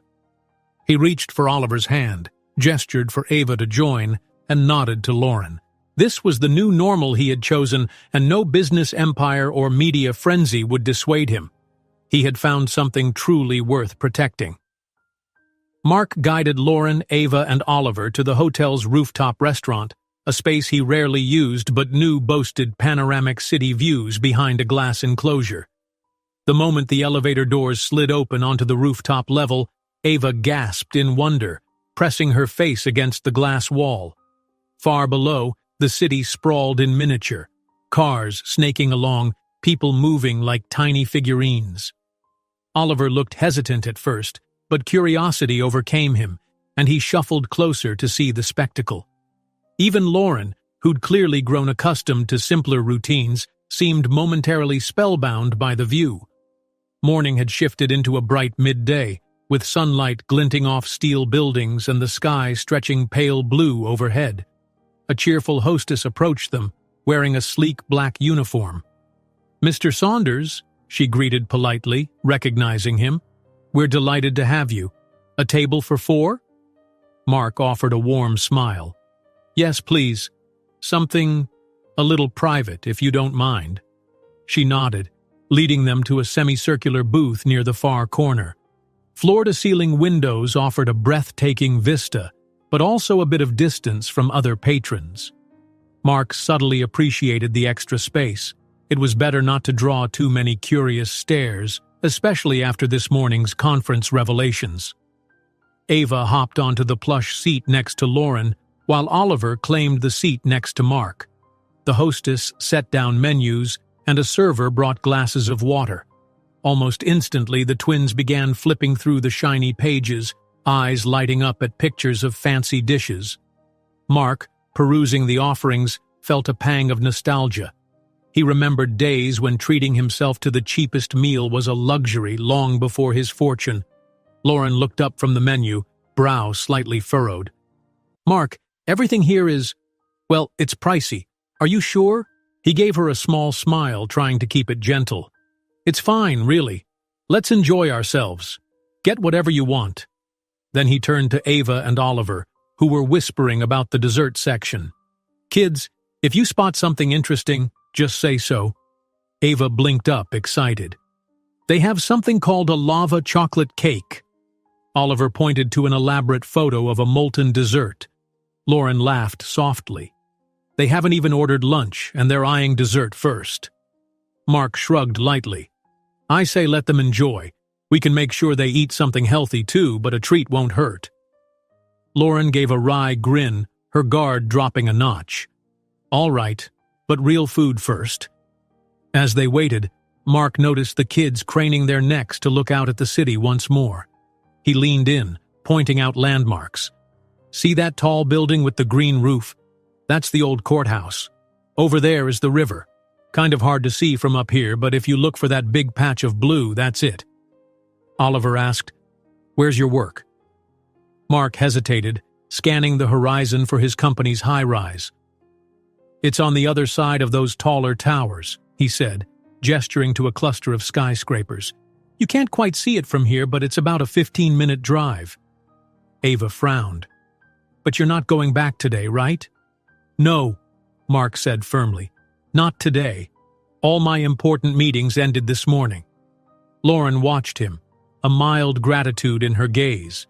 Then she guided the kids to focus on ordering. The server arrived with a bright smile, taking requests. Chicken Alfredo for Ava, a mini burger with fries for Oliver, a grilled salmon for Lauren, and Mark chose a light pasta dish to leave room for dessert. As soon as the server left, Oliver asked about the robots at the science center again, and Ava chimed in about the planetarium they'd seen. The conversation flowed like a gentle tide, easy and laughter-filled. Halfway through this chatter, Mark's phone buzzed on the table. He shot Lauren an apologetic glance, then peeked at the screen. A message from Jenna, his assistant. Media alert. Some paparazzi spotted at hotel entrance, possibly looking for you and for your family. Security is aware, but be cautious. Mark's stomach tightened. This was part of what he'd dreaded. He typed a quick reply. Thanks. Keep them at bay. I'll handle it if needed. He placed the phone face down, forcing a reassuring smile for Lauren. She noticed the tension in his shoulders, though. Everything okay? He nodded, trying to project calm. Just a heads up. Some reporters might be around the hotel. We'll be careful. Lauren's mouth tightened, but she didn't want to alarm the children, who were blissfully engrossed in discussing school activities. All right, she murmured. We'll stay low-key. Their conversation returned to lighter topics. Oliver's fondness for drawing aliens, Ava's budding interest in music. Lauren asked Mark if he'd ever learned an instrument. He admitted he took piano lessons as a kid but never stuck with it. The twins found it hilarious to imagine him plunking out notes, and he vowed to show them a tune if they found a piano. Shortly after, the food arrived, beautifully plated and smelling delicious. The kids' eyes went wide at the fancy presentation. They dug in with gusto, while Lauren took measured bites of her salmon. Mark found himself content to watch them, occasionally making sure they had enough water or offering Oliver a napkin for the ketchup dribbling down his chin. Conversation meandered from silly jokes to deeper threads. Oliver mentioned a friend at school who had a dad who coached soccer. "Do you play soccer?" he asked Mark, blinking hopefully. Mark cleared his throat. "I haven't in a while, but I'm willing to learn again. Maybe we can practice together at a park sometime." Oliver nodded, smiling into his burger. Ava asked if Mark liked dancing or if he was too old for that. Mark chuckled, feeling Lauren's amused gaze. "I might be a little rusty, but maybe we can try some fun moves?" Ava giggled, whispering something about teaching him a routine. Lauren shook her head good-naturedly. "They love any chance to perform." Just then, Mark spotted a faint shift in the air. Through the glass walls, a cluster of new patrons entered the rooftop restaurant. Two men in casual clothes scanned the area as though searching for someone. One lifted a phone, stealthily snapping a picture. Mark's jaw clenched. Paparazzi, no doubt. Quickly, he turned back to the family, keeping his expression neutral. He lowered his voice. "We might want to wrap up soon. I think some cameras are here." Lauren's spine stiffened. Ava and Oliver exchanged confused glances. "What's wrong?" Ava asked, picking up on the tension. Mark forced a smile. "Nothing, sweetheart. Some strangers might want to take pictures, but we won't let them bother us. Let's just finish eating, then we'll slip out quietly." He flagged the server, requesting the bill. Oliver's face fell slightly. He hadn't even finished his fries. But Lauren gently prodded them to take a few more bites. Meanwhile, Mark angled his body, shielding them from any direct camera line. The two suspicious men lingered by the bar, clearly aiming phone lenses in Mark's direction. When dessert arrived, a single order of lava chocolate cake Mark had quietly added, Ava's expression brightened. She took a quick forkful, eyes rolling back in delight. Oliver sampled it with equal glee. Even Lauren indulged in a small bite, though her gaze kept darting to the men near the bar. Mark ate sparingly, focused on scanning exits. The server returned with the check, and Mark signed briskly, slipping in a generous tip to avoid fuss. "We'll go directly to the suite," he murmured to Lauren. "I'll have security handle this if it escalates." She nodded, face pale with worry. Kids, let's stick close to Mark, all right? She instructed softly. Ava and Oliver, now aware of some unease, slid off the booth. Mark guided them across the restaurant floor, doing his best to block any invasive camera shots. Sure enough, the men edged forward. Mark caught a flash of a phone held at chest level, snapping images as they headed to the elevator. He clenched his jaw, anger flaring that these people would dare photograph his children. Thankfully, an elevator door was open, and they hurried inside. The last thing Mark saw before it closed was a bright camera flash in the corridor, capturing them from a distance. He exhaled heavily, trying to temper his frustration. Oliver was clutching his hand more tightly, and Ava gazed up, worried. "It's okay," Mark whispered. "They're just looking for a story. Mom and I won't let them bother you." Lauren scooped Ava closer. "We'll be in our room soon," she assured them. The elevator rose, delivering them to the private suite floor in seconds. Once inside the suite, Mark bolted the door and released a long breath. "I'm sorry," he said, turning to Lauren. "I should have predicted they'd come up here. Word travels fast." Lauren set a comforting hand on Oliver's shoulder. "It's not your fault, Mark. We knew this might happen. At least the kids weren't surrounded, just a few pictures." Ava plopped onto the couch, arms folded. "I don't like those camera people," she declared, pouting. Oliver nodded in agreement, still gripping Mark's hand. Mark crouched beside them, heart aching at their distress. "I know. They can be rude, and it's not fair. If they ever crowd you, just stay close to me or your mom. We'll make sure you're safe." They stared at him for a moment, then nodded. Oliver asked softly, "Will they always follow us?" Lauren and Mark exchanged a glance. She gently stroked Ava's hair. "Not always," she answered. "They mostly care because Mark is famous right now. If we're careful, they won't find us all the time." Mark stood, raking a hand through his hair. "You shouldn't have to live this way," he murmured apologetically. "I'll talk to security and figure out how to keep them at bay. Maybe we can slip out to find a new home in a quieter area." Lauren took a slow breath. "One step at a time. Let's stay in for the rest of the day. Let the kids unwind. We can look at listings online, discuss our options." He nodded. Ava piped up. "Can we watch a movie or something to forget about them?" Mark smiled, wishing he could shield them from every intrusive lens. "Yes, absolutely. Let's pick something fun." As the kids settled onto the sofa, Mark set up a streaming service. Lauren hovered near him, whispering, "Thank you for handling that calmly. I'm not used to it yet." He squeezed her hand briefly. "Neither am I, not with children involved. But I'll protect you all." Lauren's eyes flickered with cautious gratitude. Then she joined the kids on the couch. Mark, sitting beside them, felt Oliver lean slightly against his arm, a silent sign of trust. The tension from the paparazzi's intrusion began to dissipate as a colorful cartoon took over the screen. While the movie played, Mark's mind drifted. He'd always known fame could come with a price, but experiencing it with a family changed everything.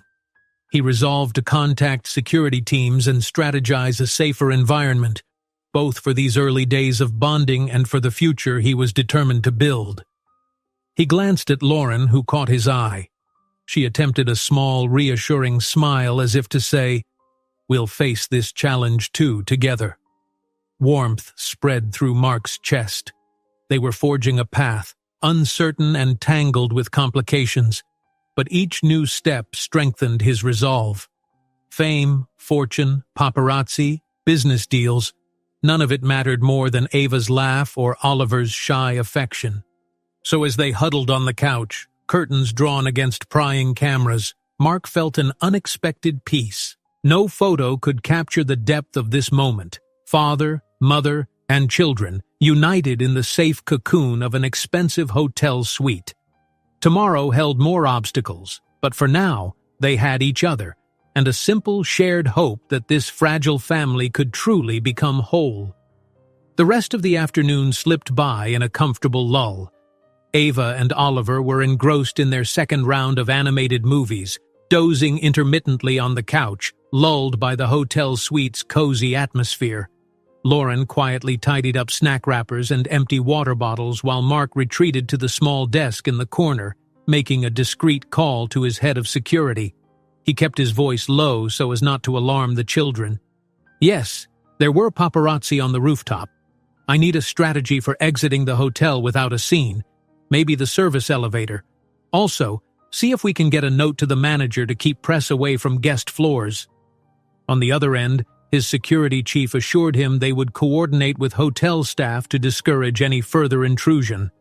By the time Mark hung up, he felt more at ease. He returned to the living area, finding Lauren drifting near the windows, gazing at the skyline. She looked deep in thought, arms folded across her chest. He approached quietly, standing beside her. "Everything okay?" he asked. She glanced at him, eyes distant. "Just thinking," she said softly, "about how different my life has become in less than 2 days, about the kids and what this means for them, and about how we fit into your world." Mark nodded, watching a plane in the distance cut across the sky. "I'm still learning that too. But I promise, I won't force anything on you or them. If you'd rather go back to your apartment, if you need time, just say the word. I can find a middle ground." Lauren let out a long sigh. "I don't want to run away, but I do need to figure out what stability looks like for the twins. And we haven't talked much about us." Her last word hung in the air, weighted with years of unresolved history. Mark felt his heart beat a little faster. "I know. It's complicated." She turned to face him, her gaze steady. "I told you I was angry. Still am sometimes. But we share these children now, and we can't pretend that's all there is. There was once more between us." He swallowed, recalling the hopeful, starry-eyed couple they'd been before he'd left for Silicon Valley. "Yes, there was. Do you think we could ever get that back?" Lauren's eyes flickered with emotion. "I don't know. I can't lie and say I'm ready to jump into a relationship again, not after how everything happened. But I also can't deny I care about you. And for the kids' sake, maybe we should see if we can mend something." Mark caught a swell of hope. "I'd like that, step by step. Let me earn your trust." She looked down. "We'll see how you handle the day-to-day realities, getting them to school, dealing with tantrums, reading bedtime stories when you have late-night investor calls. It's not glamorous." He breathed a slight laugh. "I'm okay with that. Actually, I want that." Then he eyed her carefully, a gentle curiosity. "Would it help if we went by your apartment soon so I can see how you live, what the kids' routine is? I could step into your world for once." Lauren pondered, glancing back at Ava and Oliver, who were half asleep, drooping against each other on the couch. "Maybe tomorrow? We can go in the morning before they get restless. I have a shift at my receptionist job in the afternoon, but I can call in a replacement if we need more time. The boss usually understands." Mark brushed a thumb over his wristwatch, considering his own schedule. He had a few post-conference emails and calls to manage, but none were as pressing. "Tomorrow works. We'll all head to your place. If you feel comfortable with me staying for a bit, I can help tidy or run errands, whatever you need." A flicker of surprise crossed her face, quickly replaced by something close to relief. "All right, I'd appreciate that." She exhaled softly. "Then we can show you how we live. It's not luxurious. It's cramped, honestly." He shook his head. "I don't care. I just want to be part of your daily reality." A pause, then he added, "And eventually we can talk about whether there's a better place for you to move, something safer and more comfortable." Lauren pressed her lips together. "Yes, one step at a time." They stood there in shared quiet for a few moments, each contemplating the road ahead. The city lights began to shimmer as dusk approached, painting the skyline with streaks of orange and purple. Behind them, Ava stirred, rubbing her eyes. Oliver blinked awake, too. The kids gazed around, disoriented from their doze, until they locked onto Mark and Lauren by the window. "Are we going anywhere tonight?" Ava asked, sitting up with a sleepy pout. "Or is it bedtime?" Oliver yawned, looking at Lauren. "I'm hungry," he mumbled. Lauren cast a questioning look at Mark, as if to say, "Well, Dad, what's the plan?" He chuckled. "We could order in again, or maybe go down to one of the quieter hotel restaurants. But if the paparazzi situation is still lurking, we should be careful." Lauren frowned. Better to stay in. They had a long day. No point risking another run-in. Besides, they need real sleep. Mark nodded, grabbing the room service menu from a side table. "Then we stay in," he said cheerfully, offering the menu to Lauren. She let Oliver flip the pages, pointing at simpler meals. Ava declared she wanted something with vegetables this time, feeling guilty for all the sweets earlier. Lauren snuck Mark a grateful glance, as though relieved he was as protective of their peace as she was. They placed an order: spaghetti for Ava, a small pizza for Oliver, a salad for Lauren, and a grilled chicken sandwich for Mark.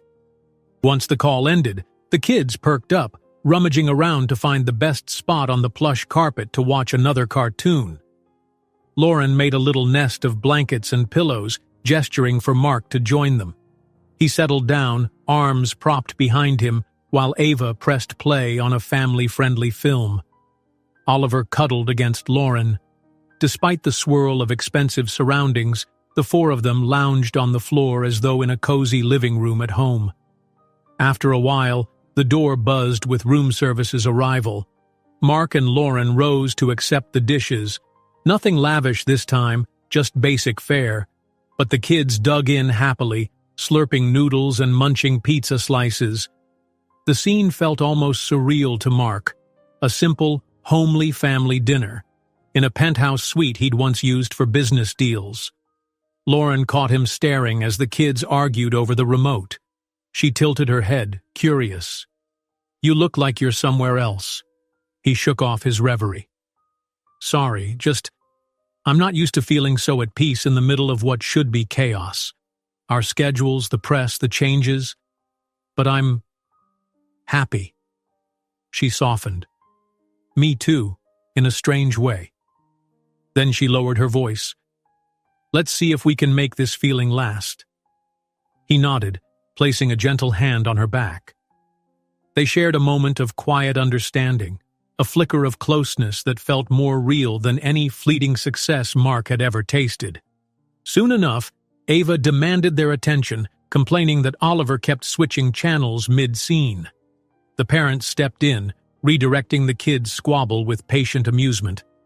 When the movie ended, yawns abounded. Lauren insisted the twins brush their teeth.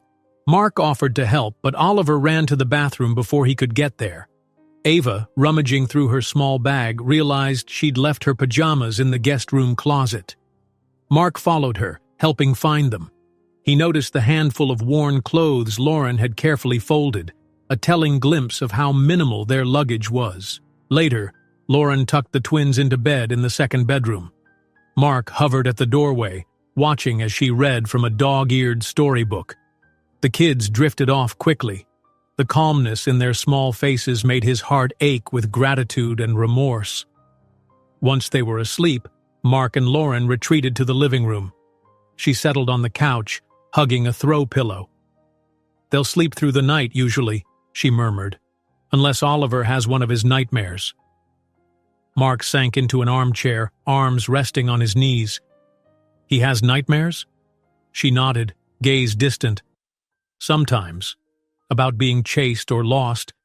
I think it's anxiety, from not having a father figure, or from our shaky living situation. I'm not a psychologist, but it's been rough." Mark's chest tightened. "I'm sorry. I wasn't there to help." She studied him, then sighed. "No point in rehashing regrets. Let's focus on now and tomorrow." He agreed, pulling his phone closer. "Maybe this is a good time to look at some neighborhood options," he said gently. "I can show you a few places I know are quieter, safer. We don't have to commit, just window shop." Lauren bit her lip but nodded. "Okay, Let's see. So they spent the next half hour scrolling through real estate listings, Mark pointing out locations where families thrived, near good schools, parks, minimal paparazzi presence. Lauren hesitated at prices, even though Mark assured her that money wasn't an obstacle. Slowly, she warmed to the idea of a small house with a yard, something cozy but far more comfortable than her cramped apartment. They found a few that piqued Lauren's interest, each more suburban than the flashy city high-rises. She insisted on making sure the neighborhoods weren't exclusively populated by millionaires. She wanted the twins to have down-to-earth friends and experiences. Mark understood. I don't want them raised in a bubble either. We'll pick a normal neighborhood, just with good security and privacy. A place to call home. Lauren rubbed her eyes, the weight of the day pressing down. Let's get some sleep. We can talk more tomorrow, after you see our current place. He set the phone aside and nodded. Of course. Thank you for doing this. I know it's a big deal. She stood, offering him a small, tired smile. One step at a time, right? He rose too, walking her toward the guest room door. A tension simmered in the air, an unspoken awareness that they were sharing a space again, after so many years of separation. Lauren lingered, hand on the doorknob. Good night, Mark. Thank you for today, for being patient. He let his gaze hold hers for a moment. Good night, Lauren, and thanks for letting me back in. Her eyes grew misty, just a hint, before she slipped inside, softly closing the door. Mark remained in the hallway, exhaling the breath he'd been holding. The closeness, the possibility, every moment felt like a fragile blessing he couldn't bear to lose. Finally, he turned off the main lights, walked to his own bedroom, and changed into sleep clothes. As he lay down, mind spinning with thoughts of tomorrow's trip to Lauren's apartment, he allowed a small smile. They were making a plan, for the kids, for themselves, for a future unimagined just a short time ago. Outside, the city glowed under the moonlit sky, paparazzi cameras presumably searching for a scoop. But inside this suite, 2 sleeping children and 2 parents on the brink of rebuilding formed a world unto themselves, a world Mark resolved to protect with everything he had. Mark woke the next morning to a soft knock on his door. He blinked away sleep, heart momentarily jumping as he remembered he wasn't alone. Come in, he murmured, sitting up. Lauren peeked inside, looking apologetic. She wore a simple t-shirt and jeans, her hair tied back in a ponytail. Sorry, didn't mean to wake you. But the kids are already up, and we were thinking about heading out soon to beat traffic back to my apartment. He rubbed his face, collecting himself. No problem. I was about to get up anyway, he said, swinging his legs out of bed. His gaze flicked to the clock. 7:30 a.m. A decent start, all things considered. Let me shower and dress. 15 minutes? She nodded, stepping back. We'll get some breakfast from the buffet in the meantime, then we can drive over together. He noticed her hesitance. Yesterday's tension still lingered, but he offered a reassuring smile. Sure, I'll meet you downstairs. Text me if you run into any paparazzi issues, okay? Her mouth quirked. I will. Hopefully they've moved on by now. With that, she disappeared into the hallway, shutting the door quietly. Mark exhaled, mentally bracing for the day's adventure, visiting Lauren's apartment, immersing himself in their daily lives. He refused to view it as an intrusion. He wanted to see their reality firsthand. Quickly showering and dressing in casual slacks and a polo shirt, he pocketed his phone and wallet, then left the suite. He found them in the hotel's casual cafe near the lobby, a small buffet of pastries, fruit, and cereals laid out in a sunny corner. Ava and Oliver were nibbling on fruit cups while Lauren sipped coffee. They smiled at him, Oliver's shy grin, Ava's eager wave. He felt a surge of fatherly warmth. Ready to go? Lauren asked, standing to collect her bag. She glanced around warily, checking for cameras. She seemed relieved to find none hovering. Mark nodded. Absolutely. Let's grab the car. He turned to the kids.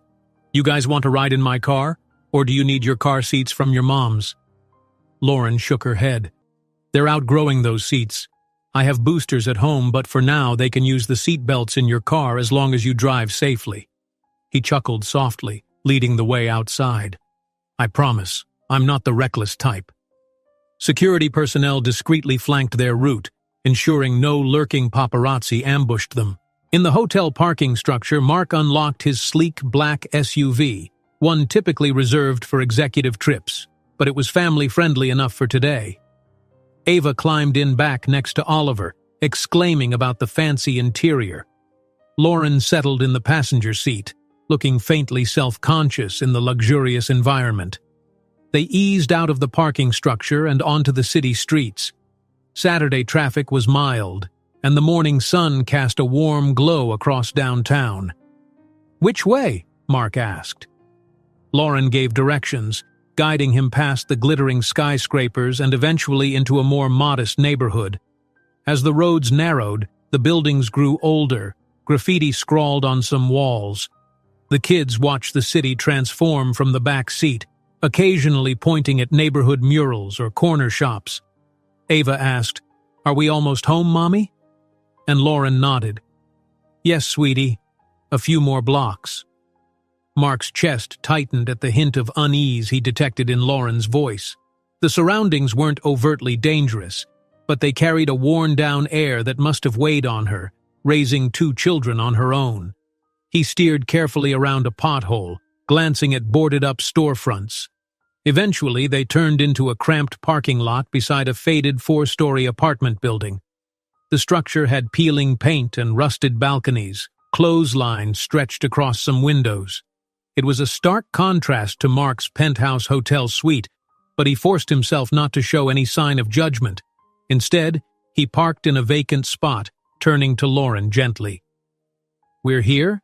She nodded, eyes flicking away. "It's home. Has been for a while." They climbed out of the SUV and Ava ran ahead, excitedly showing Mark which door led to their lobby. Oliver stuck close to Lauren's side, clutching her hand. The hallway inside was dim, walls scuffed, the floor linoleum cracked. A stale odor lingered. Yet as they climbed the stairs to the second floor, Mark heard children's laughter behind some doors, the faint clatter of pots and pans, a community of everyday lives. Lauren's apartment door bore the number 214. She fished for her key, then paused, turning to Mark. "It's small, so don't expect much. But it's ours." He offered a gentle smile, voice quiet. "I'm just glad to see it." Inside, the space was indeed small, a compact living room opening to a narrow kitchen, 2 doors off to the side leading to the bedrooms. Yet Lauren kept it tidy, with neatly stacked books on a second-hand coffee table and children's drawings taped to the walls. A tiny couch faced an older TV, and a well-worn rug covered the scuffed floor. Sunlight filtered through thin curtains, illuminating the cozy chaos of a life lived with love and limited means. Ava darted in, pointing to the corner where she and Oliver kept their toys. "See?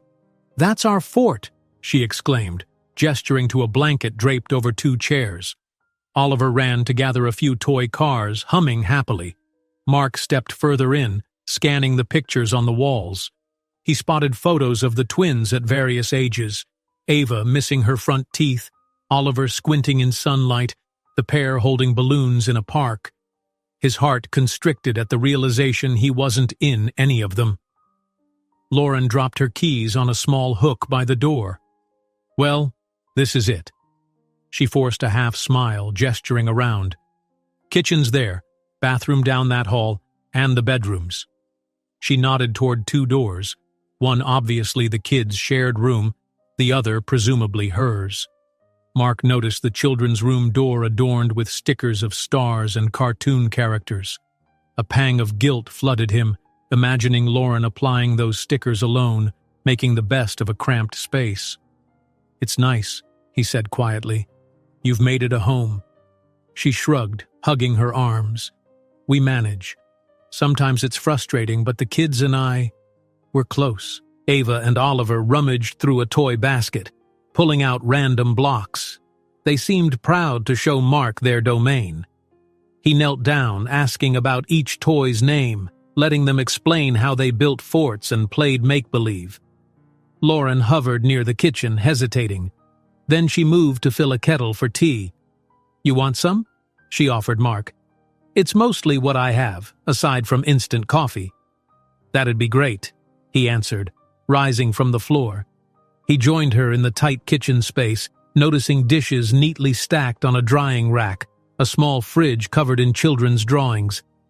"Thank you." She fished out 2 mismatched mugs. "It's a bit cramped," she repeated, sounding defensive. "One bedroom for me and the twins share another, but we're on a waiting list for a bigger unit. Been waiting over a year." Mark nodded, gently resting a hand on her shoulder. "You've done a lot with what you have.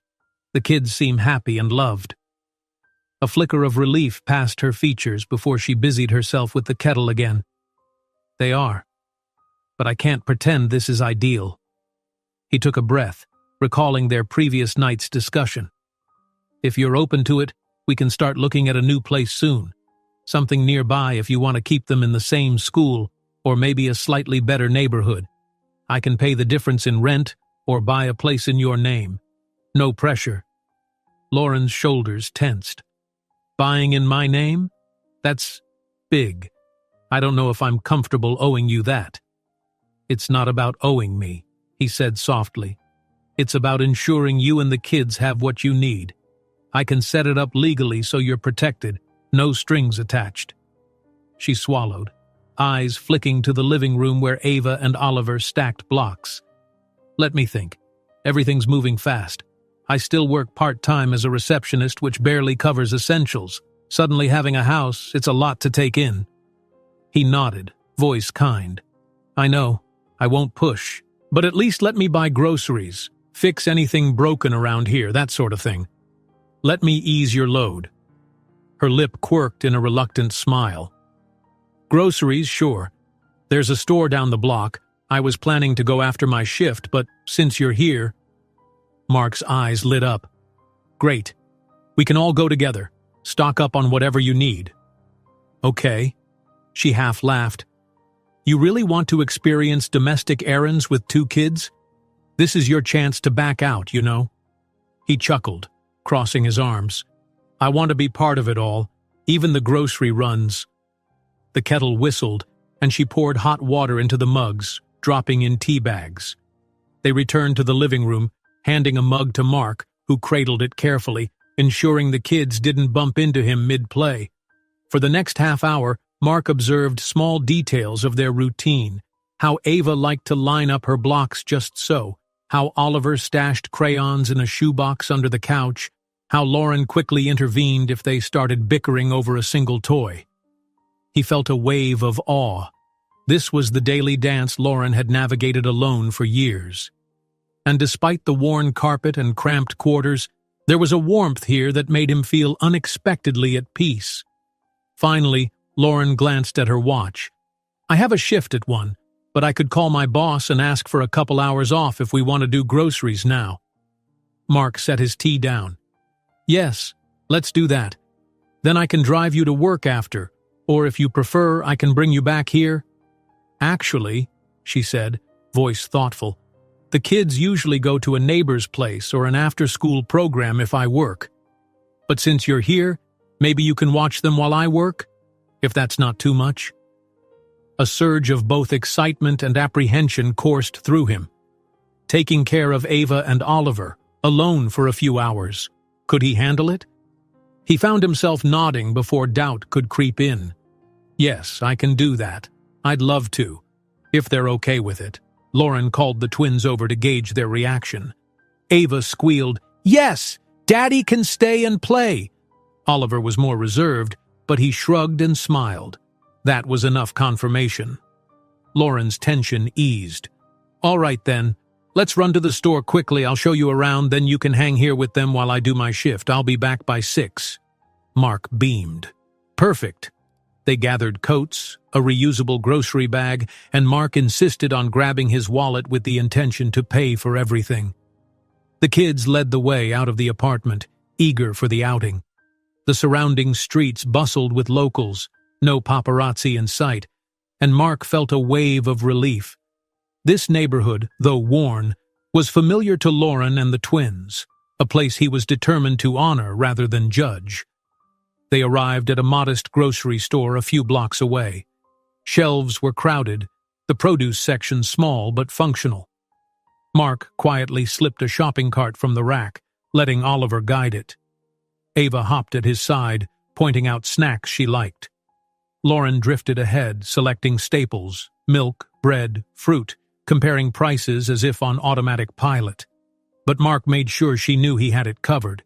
He added extra produce, items for a balanced diet, some treats for the kids, things Lauren might have hesitated over due to budget.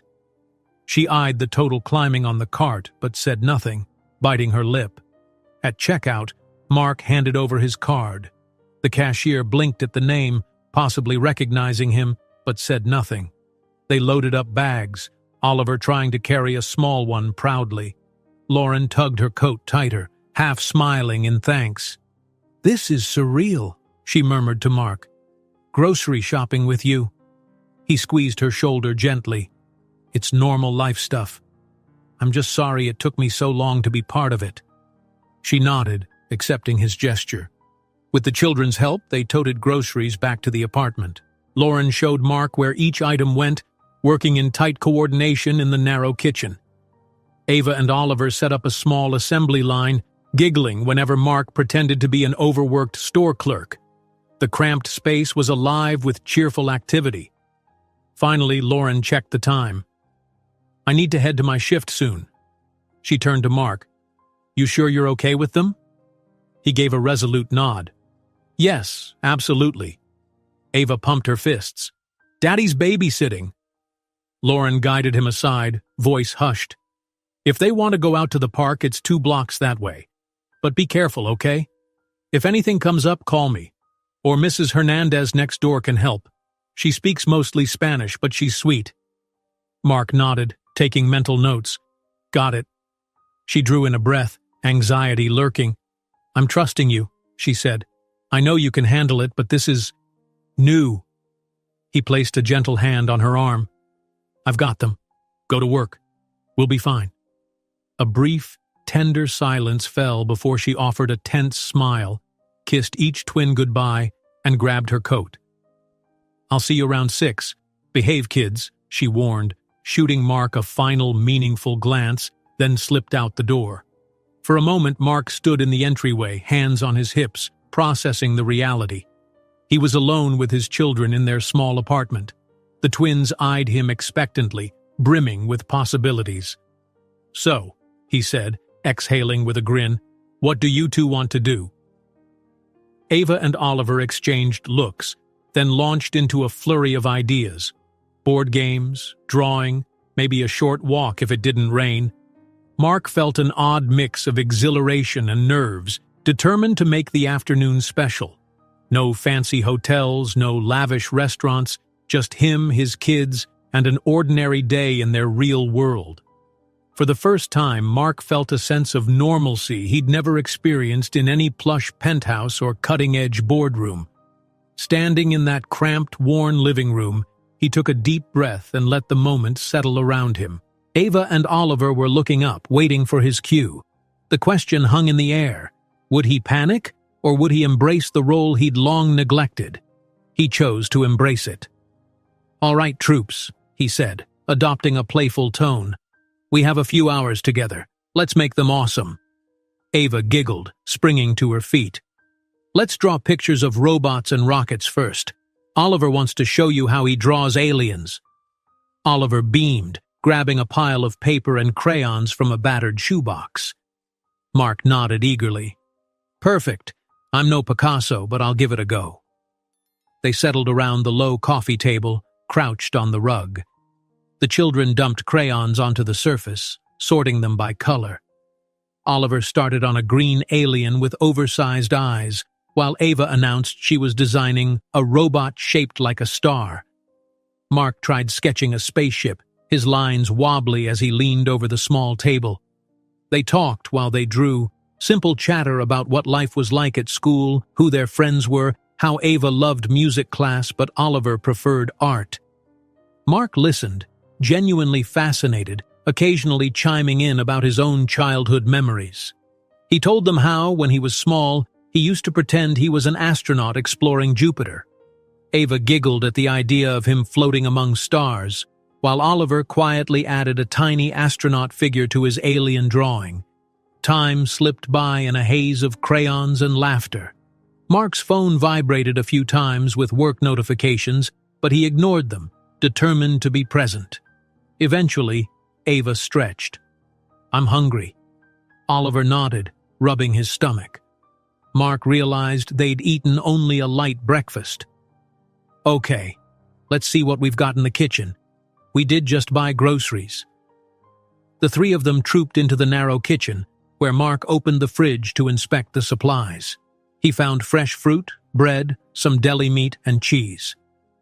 "How about sandwiches?" he suggested. "We can do turkey and cheese, or just cheese if you like. And maybe some fruit on the side?" Ava wrinkled her nose.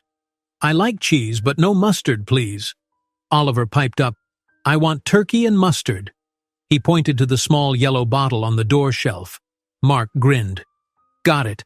Sandwich assembly line. Stand back, Master Chef at work." He set the kids at the table so they could watch him gather slices of bread and carefully layer ingredients. They giggled at his dramatic commentary. "Behold, the power of the mighty turkey slice." Oliver helped squirt mustard, a bit too much, prompting a messy laugh, and Ava lined up slices of cheese with precision. When the sandwiches were done, Mark cut them into triangles, something he remembered from childhood lunches. He added apple slices on the side, placing the plates on the table. The kids dug in eagerly. While they munched, Mark found some juice in the cupboard and poured it into mismatched cups. "That was fun," Ava said between bites, juice dribbling down her chin. "Mommy usually just does it real quick, but you made it silly." Mark's chest warmed. "Well, silly is what dads do best," he said, tossing Oliver a playful wink. After lunch, they stacked plates in the sink. Oliver asked if they could watch a cartoon, but Ava suggested going outside for fresh air, as it wasn't raining yet. Mark peeked out the window. The gray clouds hovered but hadn't unleashed a downpour. "Why not?" he said. "Let's head to the park your mom mentioned. Just a short walk, right?" They found light jackets, and the children led the way down the stairs and out onto the sidewalk. Mark felt a slight edge of caution. He had no security detail here, just a father with his kids in a humble neighborhood. But the day was calm, neighbors passing with friendly nods, no reporters in sight. He relaxed, letting Ava and Oliver skip ahead a bit, always within sight. The small park, only 2 blocks away, was modest. A patch of green with a few battered benches, a simple playground of swings and a slide. A handful of kids ran around, supervised by parents or older siblings. The twins raced toward the swings, calling for Mark to push them. He obliged, giving gentle shoves that sent Ava and Oliver soaring, giggling. Other parents looked on with mild curiosity. Some recognized him, eyes widening at the sight of the famous tech mogul playing dad in an ordinary park. Mark tensed momentarily, but nobody approached for autographs or photos. He was grateful they let him be normal here. Soon, Ava decided she wanted to try the slide. Oliver stuck to the swings, pumping his legs furiously. Mark alternated between them, occasionally wiping grass stains from Oliver's knees after a minor tumble, or helping Ava right herself if she slid too fast. Their laughter and chatter felt like a balm to his soul, a reminder that fatherhood was more than just financial support. It was these messy, vibrant moments. Clouds rolled closer, the sky darkening. A chill breeze swept through the park, sending families scurrying. Ava and Oliver showed no signs of wanting to leave, but Mark gently guided them. "Looks like it might rain soon. We should head back so we don't get soaked, okay?" They pouted briefly but relented when the first raindrops fell. Hurrying along the sidewalk, they ducked into the apartment building just as a heavier shower started. Inside, the children flopped onto the couch, cheeks flushed with exercise. Mark joined them, catching his breath. Ava glanced at the clock. "When's Mommy coming home?" Mark checked the time. 3 p.m. "In about 3 hours," he said. "We can find something else to do until then." Oliver perked up. "We can build a blanket fort." Mark broke into a grin. "Of course. Show me how you usually do it." They dragged chairs into the living room, rummaged for extra blankets, and constructed a small tent-like structure spanning between the couch and the table. Ava arranged pillows on the floor, while Oliver insisted they needed a secret password to enter. Mark crawled inside, adopting a conspiratorial tone. "What's the password, Captain Oliver?" Oliver giggled. "Beep boop rocket," he declared. Ava snickered and repeated it, and soon they lay beneath the blankets, the tiny glow of a flashlight illuminating their silly grins. Mark felt like a kid again, marveling at how simple joys could form the strongest bonds. They spent the next hour chatting about imaginary missions, saving galaxies from toy aliens, or exploring hidden treasure, which turned out to be a few crayons and a half-eaten cookie. Laughter echoed through the apartment.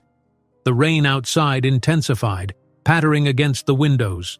Mark realized he hadn't once checked his phone for emails.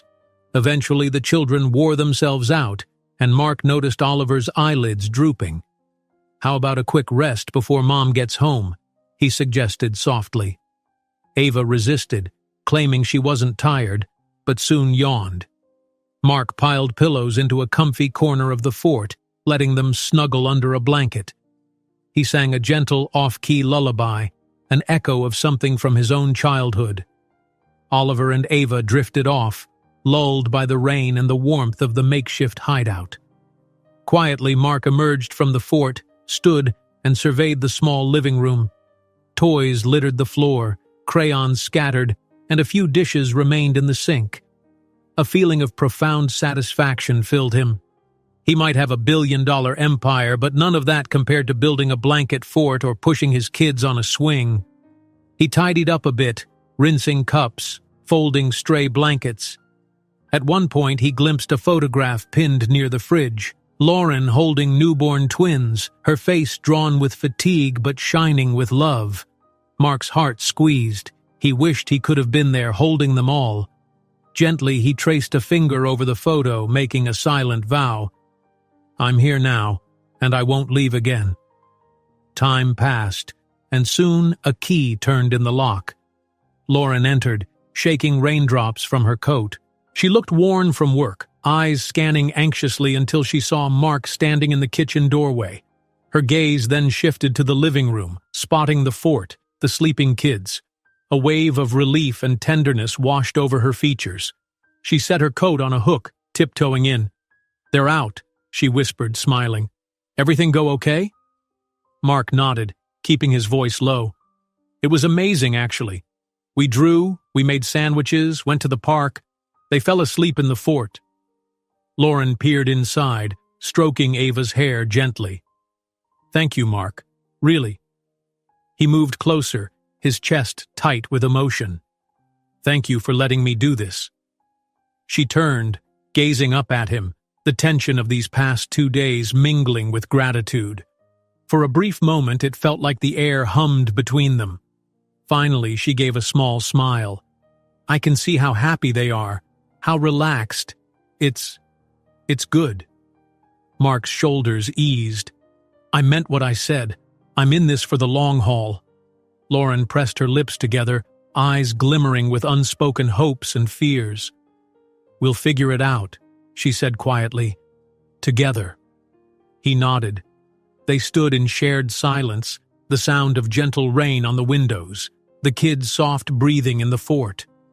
Mark felt a contentment unlike any he'd known, grounded in the messy, real world of bedtime stories and second-hand couches. This was where he was needed. No matter what challenges lay ahead, media scrutiny, business compromises, the delicate process of mending old wounds, Mark Saunders was determined. He would be the father Ava and Oliver deserved, a partner Lauren could trust, and a man who understood that true wealth was measured in the warmth of a child's laughter and a beloved's acceptance. As Lauren sank onto the couch and Mark quietly joined her, their shoulders brushed. Outside, the storm clouds parted just enough for a soft glow of evening light to seep in. The children slept peacefully in their cozy fort, and in that little apartment, humble, cluttered, full of love, they all found the promise of a new beginning. If you enjoyed this story, don't miss the next one. Just click on the screen